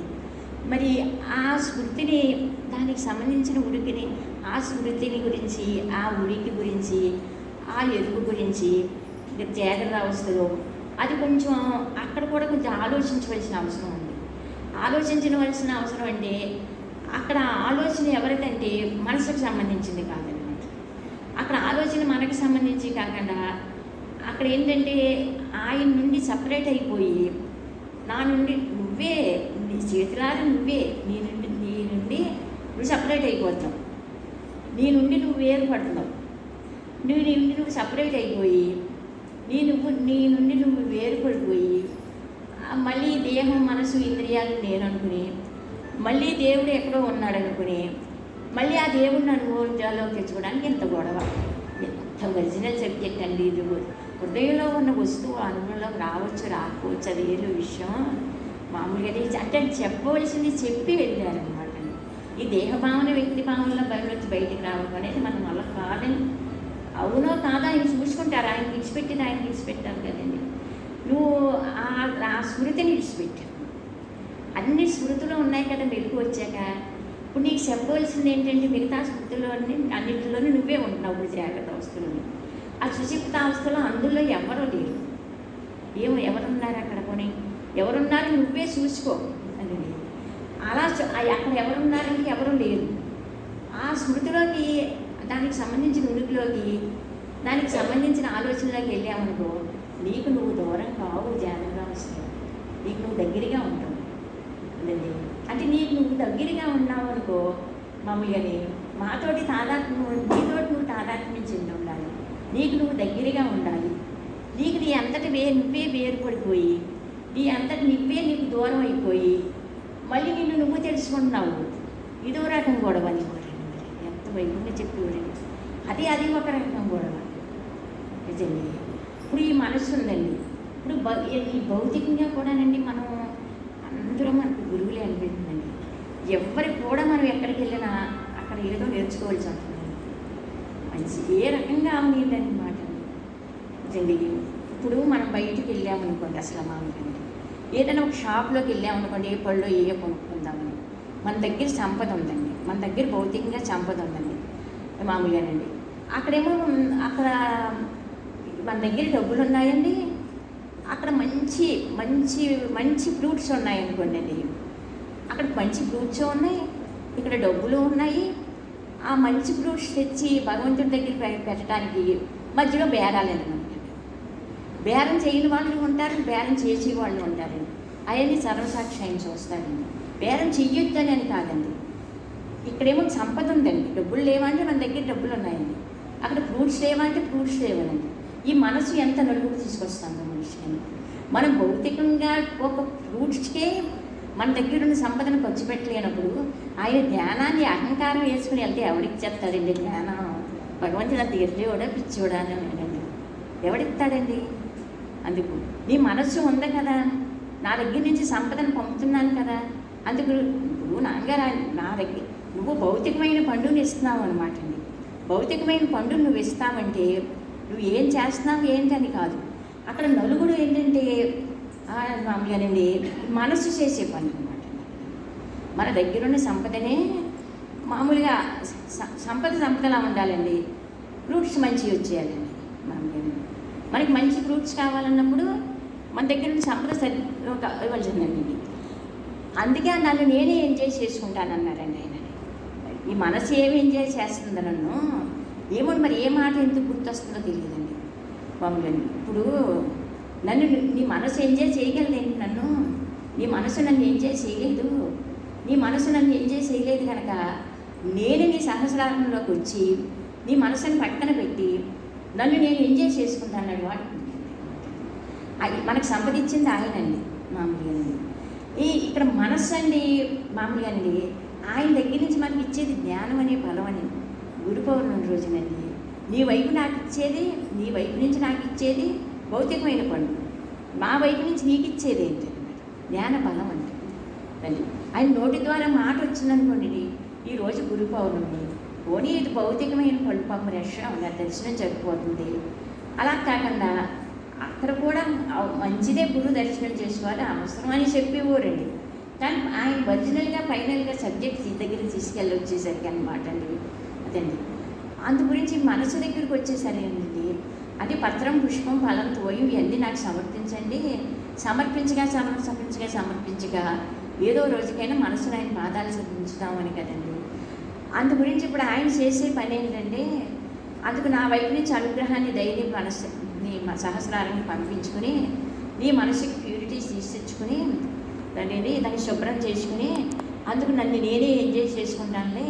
నువ్వు నాకేమీ నీ మనసుతోటి ఏ పని నువ్వు చేయలేవు, సాధన జరగదు ఏమీ జరగదు, నాకు ఏ సహాయం నువ్వు అక్కర్లేదు, నీ మనసుని పక్కన పెట్టి సరిపోతున్నాను దాన్ని పక్కన ఉంచు నన్ను నమ్మకండి.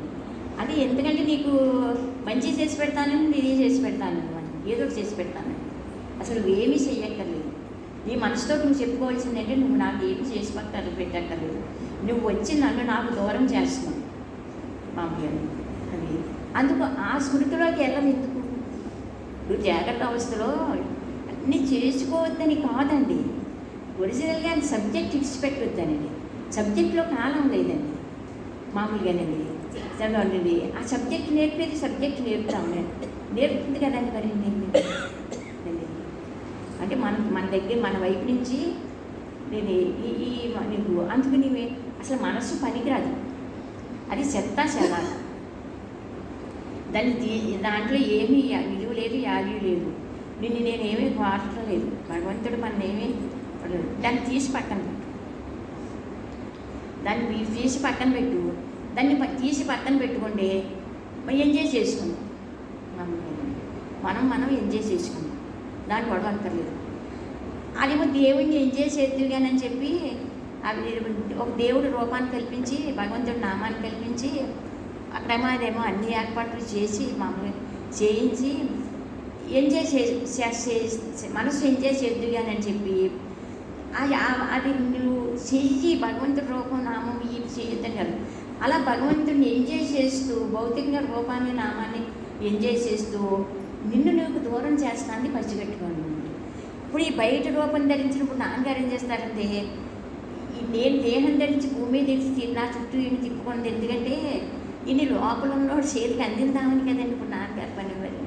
అంటే లోపల ఉండేలో అంతర్యామి చేతికి మన అందిస్తారండి. ఈ జన్మ కాకపోయినా కొన్ని జన్మలైనా ప్రతి ఒక్కరికి ఆయన చేసే పని అదని చెప్పేవారు.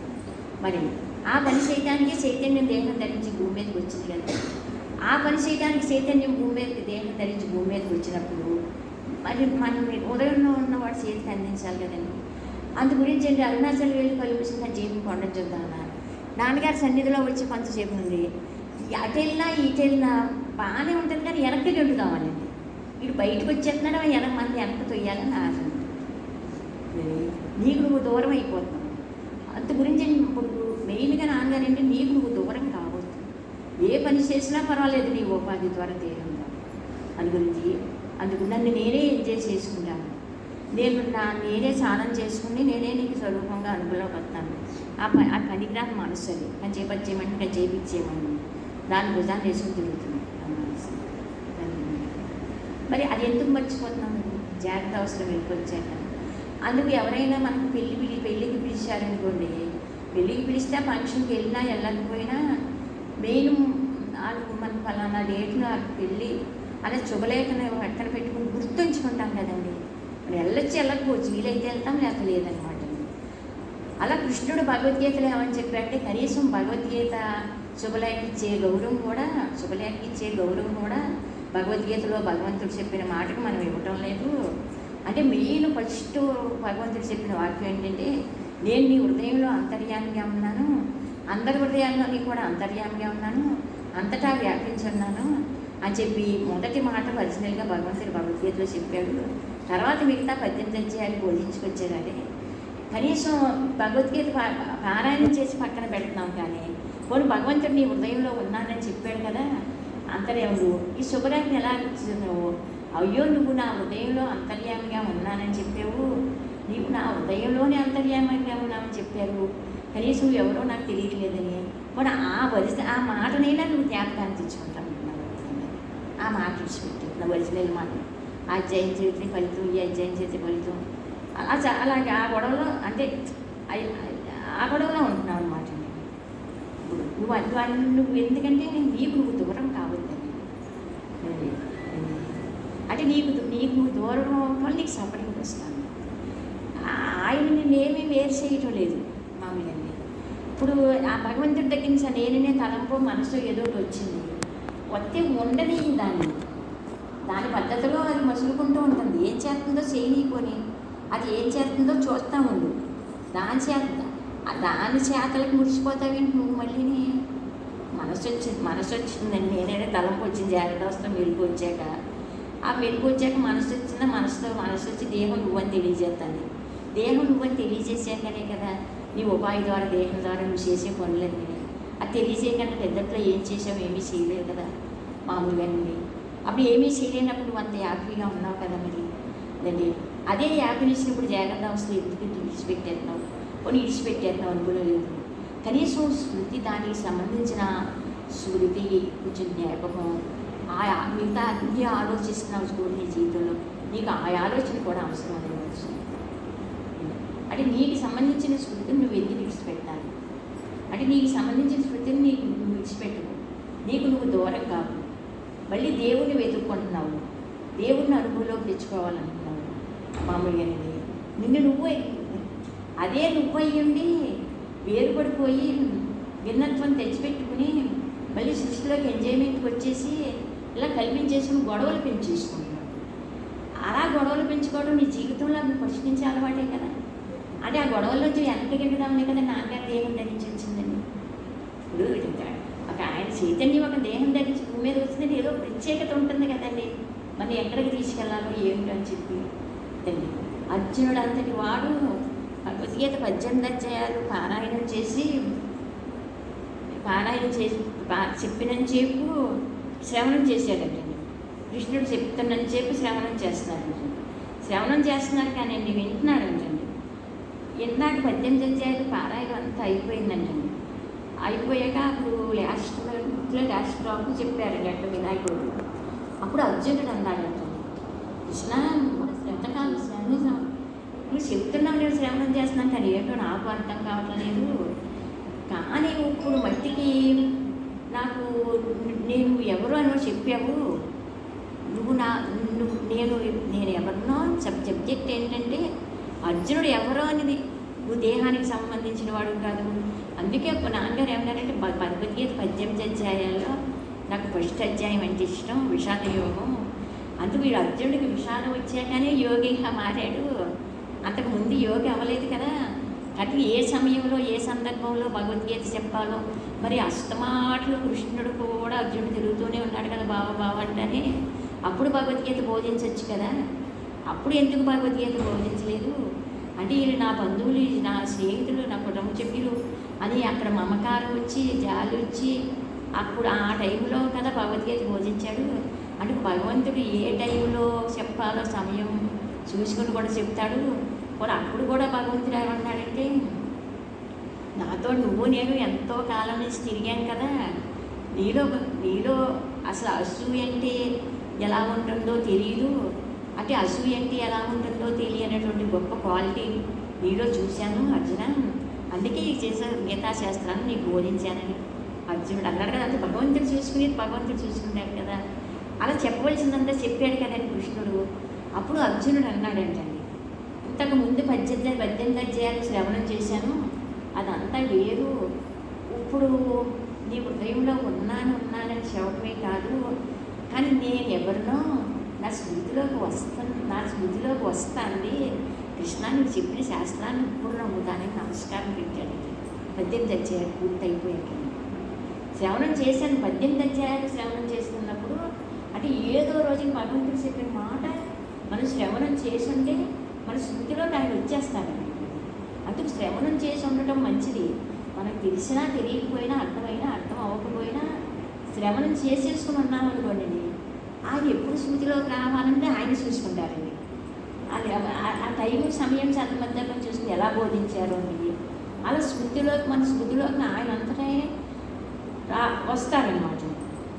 నా అంతటా నేనే ఆయన అంతటే అంటే మనసుని తీసి పక్కన పెట్టించి నువ్వు నాకు నేను ఎవరని చెప్పావో, ఎవరనో ఏదోనో చెబుతున్నావు, అది అంటున్నావు, ఇది అంటున్నావు, 18 అధ్యాయాలు చెప్పుకొచ్చావు, శ్రవణం చేశానేమో చెబుతున్నావు, శ్రవణం చేస్తున్నావు, కానీ ఇప్పుడు మట్టికి నువ్వు చెప్పిన మాట నేను నమ్ముతాను. ఎందుకు నమ్ముతానంటే నేను ఎవరని చెప్పావో ఏదని చెప్పావో అది ఏమి అని నాకు స్మృతిలోకి వస్తాను కృష్ణ, అందుకు నువ్వు చెప్పిన శాస్త్రాన్ని నేను ఇప్పుడు నమ్ముతాను, ఇంతకుముందు నమ్మలేదని చెప్పాడు అర్జునుడు. అందుకు మనస్సును పక్కన పెట్టించి మన మనసుకి ఏంటండి ఆయన అంతటా ఆయనే మన సహస్రాలలోకి వచ్చండి. ఆయన ఎంజాయ్ చేసుకుంటాను, నేనే సాధన చేసుకుంటాను, నన్ను నేనే ఎంజాయ్ చేసుకుంటాను. అందుకు నన్ను నేనే ఎంజాయ్ చేసుకుంటూ నీ చేత నీ మనసుని పక్కన పెట్టించి దానివల్ల ఏమీ పని లేదు, దానికి పని లేదు, పాటు లేదు, ఏమీ లేదు, నేను నన్ను స్వరూపంగా అనుభవంలో తీసుకురావడం దానికి పని ఏమి లేదని చెప్పి ఇప్పుడు మన చేత మన మనసుని పక్కన పెట్టించే పని ఆయన చేస్తానండి. అది ఏం చేస్తానంటే నిన్ను నువ్వు దూరం చేస్తానండి, అక్కడ నువ్వు పసిగట్టుకోవటం.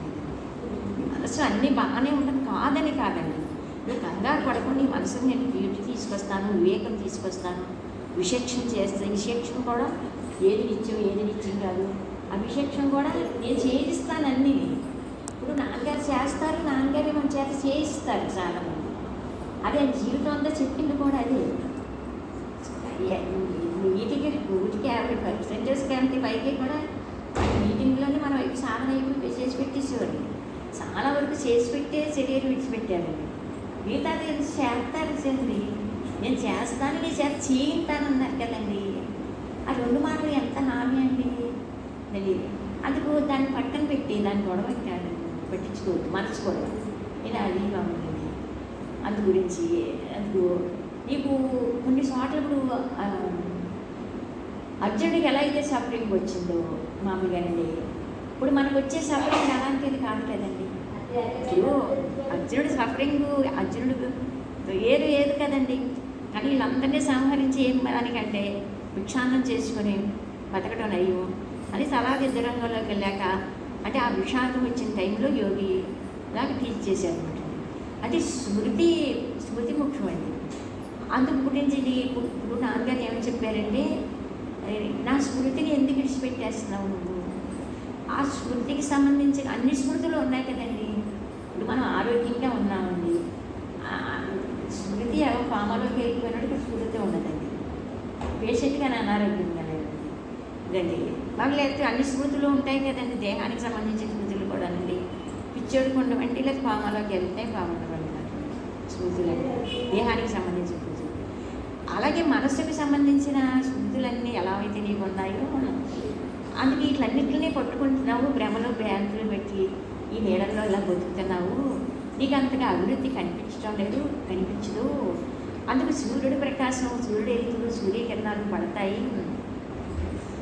అంటే ఒక చెప్పేవారు కదా చిక్కులు గురువు గురించి అది సరేస్తుందని యాసవికాలం శీతాకాలం సూర్యుడి యొక్క కిరణాలు, సూర్యుడి యొక్క ఎండ తనమే పడతా ఉంటే ఆ ఊళ్ళో ఎవరైనా మహాత్ములు వస్తే వాళ్ళకి వసతులు ఏర్పాటు చేయడం రాజుకి అలవాటు ఉంటుంది కదండి.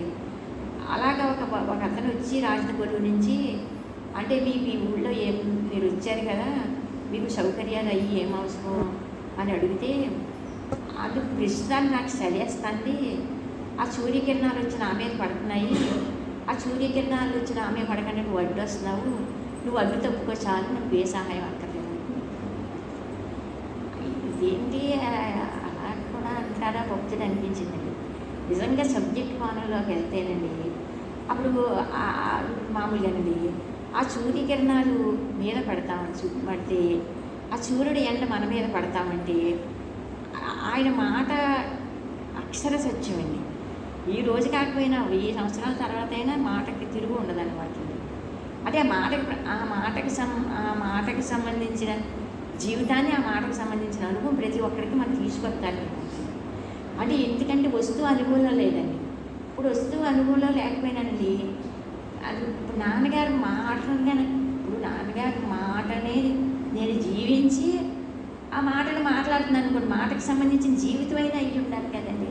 లోపల అహంకార వ్యక్తిభావన ఎలాగ పోలేదండి. అహంకారానికి సంబంధించిన జీవితం జీవిస్తున్నానా, లేదా నాన్నగారి మాటను తీసుకుని ఆ మాటకి సరిపడి నా జీవితం ఉండేటట్టుగా నేను చూసుకుంటున్నాను. అది నాన్నగారు చూసుకోరండి. మీరు రెండు ఉన్నాయండి. ఇటు నాన్నగారి మాట ఉందండి, అటు మన మనసు నచ్చిందంటే మనసు పోలేదండి, అది ఉందండి. ఆ మనసు ఏమో తనకు తరపడి జీవించేటట్టుగా చేసుకుంటుందండి. మన మనసు అహంకారం ఏంటంటే తన పద్ధతిలో నడుచుకునేటట్టుగా జీవించేటట్టుగా చేసుకోవాలని అదే అనుకుంటుందండి. ఇప్పుడు నాన్నగారు ఏమంటారంటే ఆయన మాటకి సరిపడి జీవిస్తున్నామా లేదా ఆయన చూసుకుంటారు. ఇప్పుడు నాన్నగారు మాటకి సరిపడి జీవించే నాన్నగారు నాకు అనుభవంలో పడతారు కదండి. అహంకారానికి సరిపడి జీవిస్తామంటే ఆయన అనుభవంలోకి రావాలనుకోవటం, మరి అలాగా ఆశ పెట్టుకుంటే ఎలాగనండి. అంటే ఆశ పెట్టుకుని నా మీద అందుకు నా మాటను తీసుకుని జీవిస్తూ అప్పుడు నేను అనుభవంలోకి రావాలని ఆశ పెట్టుకున్నా నాకు అది వస్తుంది. నువ్వేమో మరి జీవితం దగ్గరికి వచ్చేసరికి మనసుతో కలిసిపోయి మనసుకు సరిపడి జీవిస్తున్నావు. అందు గురించి ఏమో మనసుతో కలిసిపోయి మనసుకు సరిపడి జీవిస్తూ మరి నాకు నాన్నగారి మాటలు చెప్తే ఎవరు ఆశ్రయిస్తారండి. అందరూ భగవంతుడి దయ కావాలని అడిగేవారే కానీ భగవంతుడు చెప్పిన మాట చేసేవాడు ఒక్కళ్ళు లేరంటే నేను చెప్పేవారు కదండి. సరే ఎవరి మట్టికాలకి అందరికీ భగవంతుడి దయ కావాలి, భగవంతుడి దయ. అది మనం ఎందుకంటే మన నోటితోటి ఏదైతే చెప్పామో అంటే ఎందుకంటే చెప్పేవాడు బుద్ధి రావడం కోసం అదండి. అది మన నోటితోటి ఏదైతే చెప్పామో అది మన అనుభవంలో లేదు కదా అని చెప్పండి. మన అనుభవంలో లేకండి మాట్లాడాము, ఆ మాటకి సరిపడి మనం జీవించడం లేదు, మాట అనుభవంలో లేదు, మన అనుభవంలో అహంకారం మనసు ఉంది, మనం ఇలా మాట్లాడటం తగదు. అది అయినా ఏదో మరి అలాంటి తెలివితేటలు అవి కలగజేస్తారు కదండి. చెప్పితే ఇని కూడా ఆశించవచ్చు, చెప్పి కూడా ఆశించకపోవచ్చు. ఏం చెప్తామండి? ఆయన మాట ఎవరికి ఎలా ఉపయోగపడుతుందో మామూలు అండి. అందుకు ఆయన మాటను జీవిస్తూ ఆ మాటను జీవిస్తూ కనీసం ఆ మాటకి సంబంధించిన టేస్ట్ అయినా నేను అనుభవించాలి కదండి. వస్తువు అనుకూలం అన్నది కనీసం నా మాటను చెప్తే ఆ మాటకి సంబంధించిన టేస్ట్ని తెలియజేయకుండా నాన్నగారు ఎలా ఉంటారండి? మామూలుగా మాటలో ఏమీ లేకపోతే కదండి.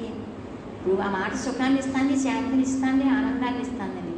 ఎంత ఇస్తుందండి అది అక్కడి నుంచి ఎంత సప్లై రావాలో, ఎంత నాన్నగారు ఎంత మనకి ఇవ్వాలంటే అంతే ఇస్తారండి. ఆయన ఉన్నదంతా అనుభవంలోకి వచ్చినా భరించలేమని కూడా చెప్పేవారు కదండి. అక్షరంలో వాళ్ళు చదువుతారు కదండి.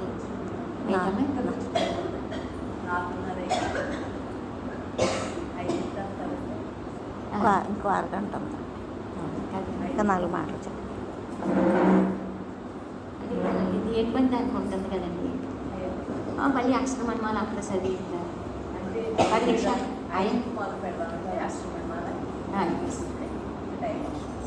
ఇంకో పావు ఖర్చు.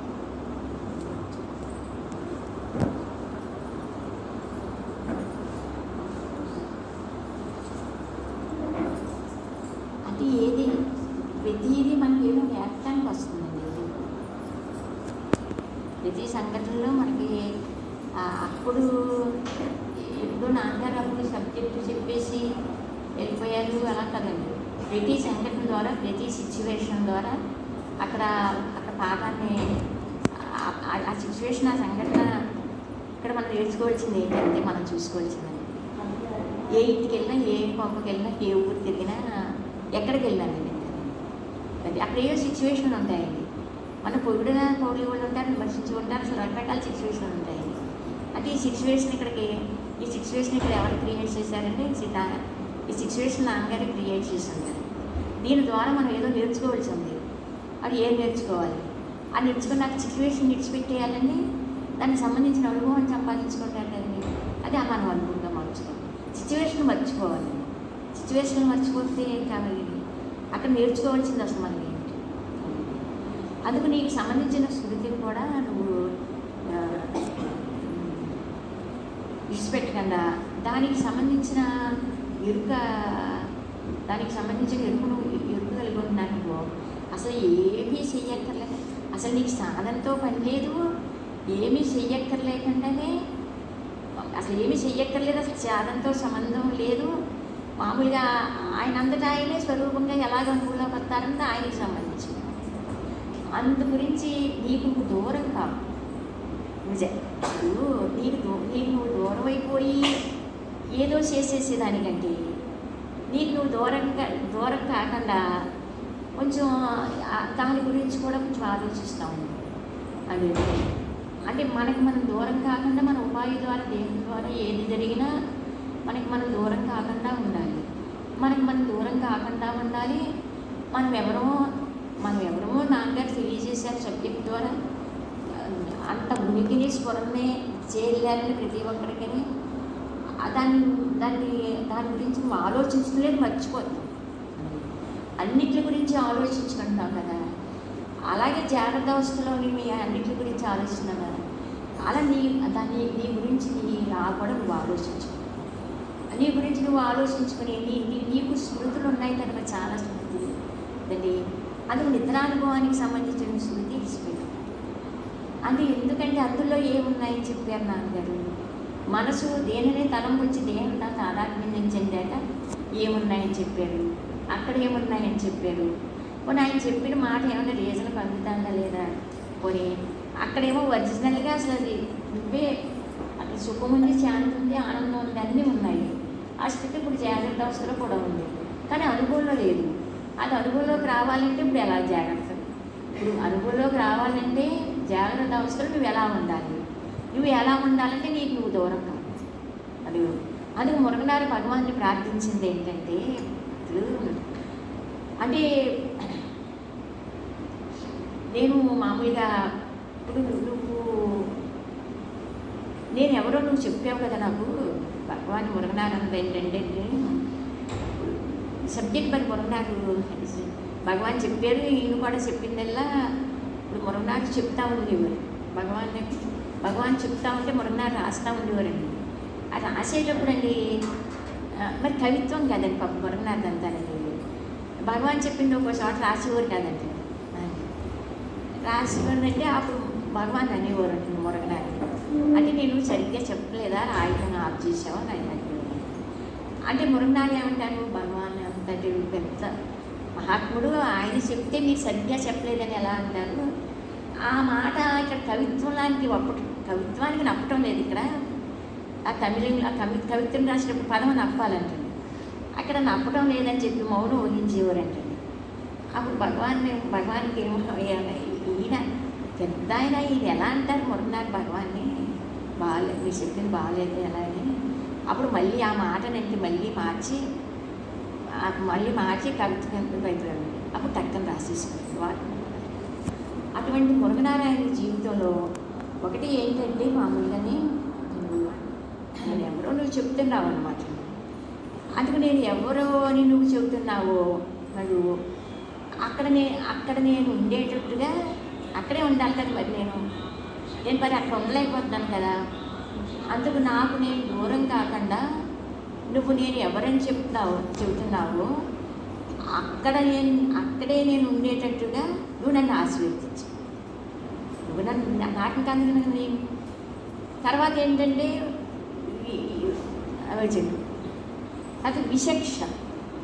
ఏది నిత్యం ఏది నిత్యం కాదు, ఏది మనం అవును ఏది మనం కాదు, విచక్షణ, మౌనం, ఈ మూడు నాకు ఉన్నాయనుకో, నువ్వు నాకు అనుగుణంలో రాకుండా ఎలా ఉంటావు? అంటే అవసరం లేకపోతే మాట్లాడవలసిన అవసరం లేదు. విచక్షణ అండి. పోనీ దేనితోటైనా ఏది నిత్యం ఏది నిత్యం కాదు. ఇప్పుడు నిత్యం కాంటే కదా మనం తాదాత్మ్యం చెందేది అనమాట అని. అందుకు దేనితోటో దానితో ఎలాగా తాదాత్మ్యం చెందడం అనేది మనకు తప్పదండి మన జీవితంలో. పొద్దున్న లేచిన మొదలు జనంకాలు కొడుకునేవాడు. ఎవరొకరితోటి ఎలాగా తాదాత్మ్యం చెందుతున్నావు కదా, అది తాదాత్మ్యం అనేది లేకుండా ఇంకా మనిషి అంటే నువ్వుగా ఉన్నట్టు ఎలా ఉంటావండి మరి. అంటే ఎందుకంటే అది అనుభవంలో లేదు కదండి. అది అనుభవంలో లేదు. ఆయన ఏదైనా మనకు అందితే అందుబాటులోకి వస్తే మనకి ఎంజాయ్మెంట్కి ఆయన అందుబాటులోకి వచ్చి మనకి ఎంజాయ్మెంట్కి అందాలకి మన రుచి తెలియాలి, మనం దగ్గర అవుతూ ఉండాలని ఆయన అనుకుంటే ఆయన అన్నీ అసాధ్యం ఉంటుందండి ఆయనకండి. అలాగే నేను వస్తాను. అయినా నీకేంటంటే నీ అహంకారం ఎందుకు పనికిరాంది, అందులో ఏమీ విశేషం లేదు. ఇందులోంచి నేను బయటికి రాకుండా ఉండి నా శరీరంలోంచి జీవుడు తప్పుకున్నాక నా జీవితంలో ఇంతకంటే నా ఇష్టం నాకు ఏమీ ఉండదు అన్న విషయం నీకు అర్థం కాదు. అప్పుడు కానీ నువ్వు అందులోంచి బయటికి రావచ్చు. అప్పుడు అర్థం అందులో ఏదో ఉందనుకుంటున్నాం కదండి.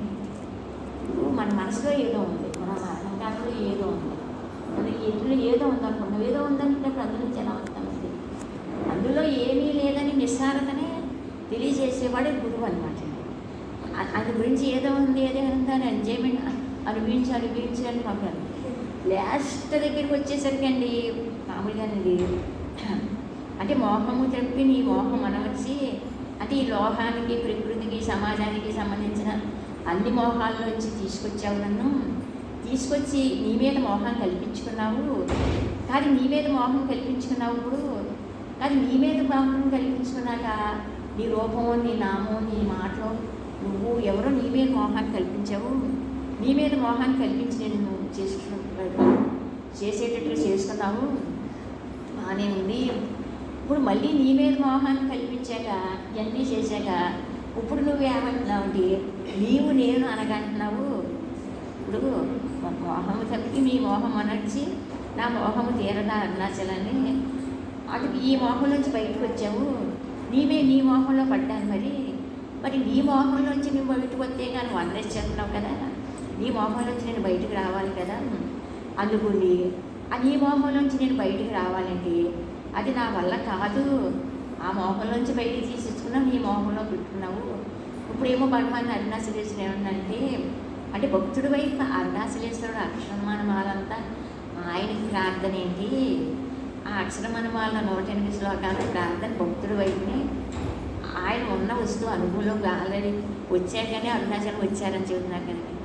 ఆయనకి భగవాన్ ఏంటంటే అంటే భక్తుడి వైపుని భక్తులను అందరినీ ఇలా తీర్చిదిద్దామని నన్ను ఒక్కడనే కాదు నీ జీవకోటిని అందరినీ అలా ఉద్ధరించుకోమని ప్రార్థించడం. తర్వాత లాస్ట్కి వచ్చాక నీవు నేను అనగన్నాడు. అప్పుడు మళ్ళీ ఏమన్నాడంటే మరి ఇలా వేరు భావన ఉంటే ఎలా, మరి ఇలా భిన్నత్వం ఉంటే అలాగా. అప్పుడు ఇద్దరం ఉన్నాం కదా, నువ్వు దేవుడు ఉన్నావులే కదా, నేను నిన్ను ఎంజాయ్ చేయాలనుకుంటున్నాను. ఎంజాయ్మెంట్ ఉంది కదా నీకు నాకు మధ్యలోనే. అది నువ్వు అరుగుపో, నేను అరుగుపోతాను, ఇద్దరం అరుగుపోతాము. నీవు నేను అనగా నిత్య ఆనందమయముగా ఇరుసుస్థితి కరుణింపు అరుణాచల అన్నాడు. అంటే వన్నేసి అయిపోదాము, ఇద్దరం అరుగుపోదాము. నువ్వు అరుగుపోవాలి, నేను అరుగుపోవాలి. ఆ నిత్య ఆనందంగా ఉందాము. ఒకటిగా ఉంటూ ఆనందంగా ఉందాము. వీడికి ఎంజాయ్మెంట్కి ఇంకోటి ఉండాలనుకుంటున్నాడు. ఎంజాయ్మెంట్ భగవంతుడిని ఏం చేసేయటానికి మనసును అట్టే పెట్టుకోవాలి, ఉంచుకోవాలి అనుకుంటున్నాడు.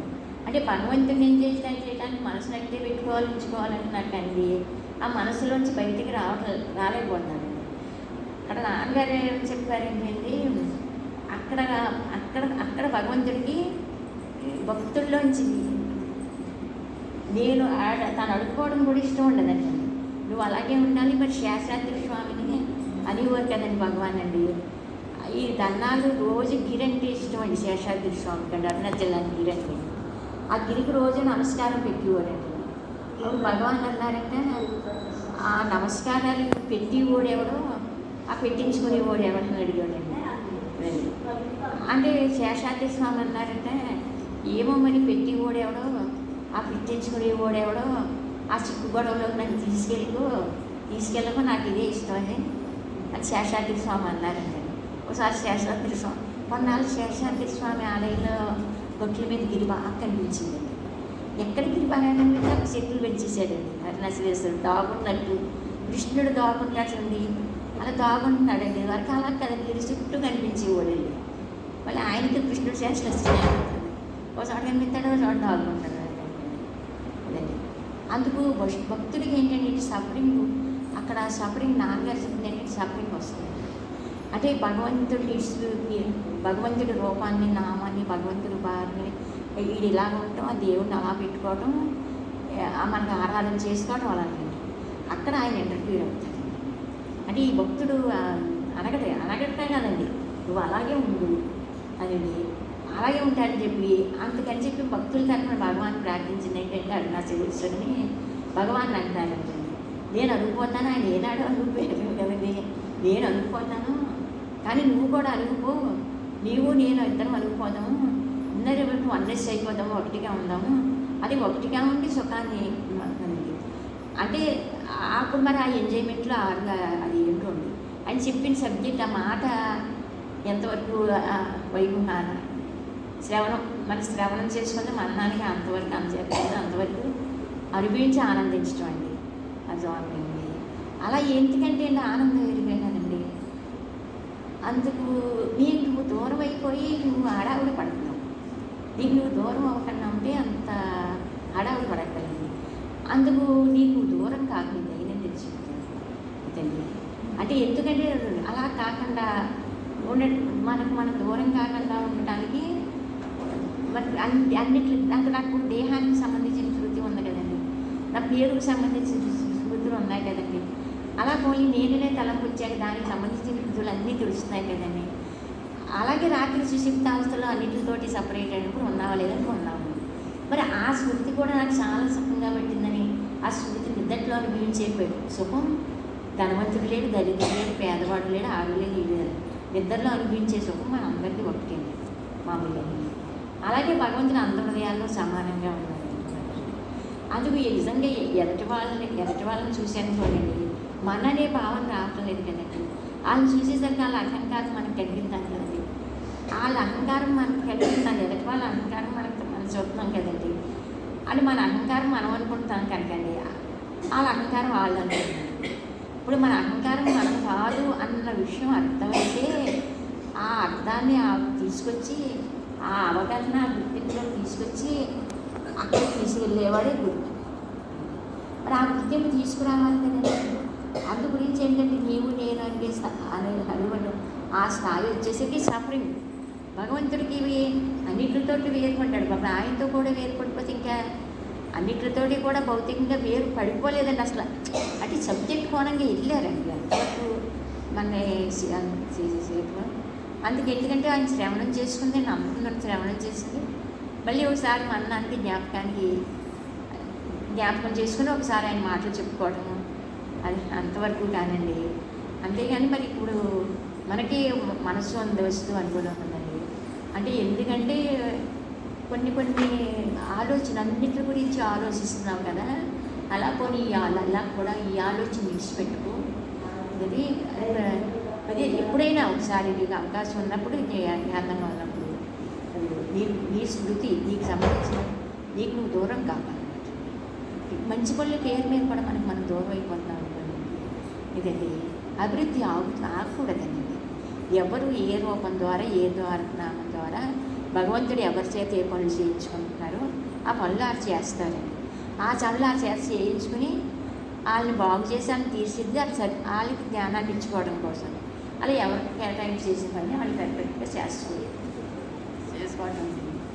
అందు గురించి అది మొదటగా కొంచెం ఏది జ్ఞాపకం పెట్టుకోమన్నారు, వాళ్ళు ఏది ఆలోచన కూడా ఎక్కడ విడిచిపెట్టొద్దన్నారు. ఓల్డ్ ఆలోచించుకుంటున్నావు కదా, అందుకు నీకు ఆ స్మృతి నీకు నీ స్మృతిని ఏదో ఒక స్మృతి ఉంది నీకు, ఆ స్మృతిని నీకు నువ్వు దూరం కాకుండా చూసుకో.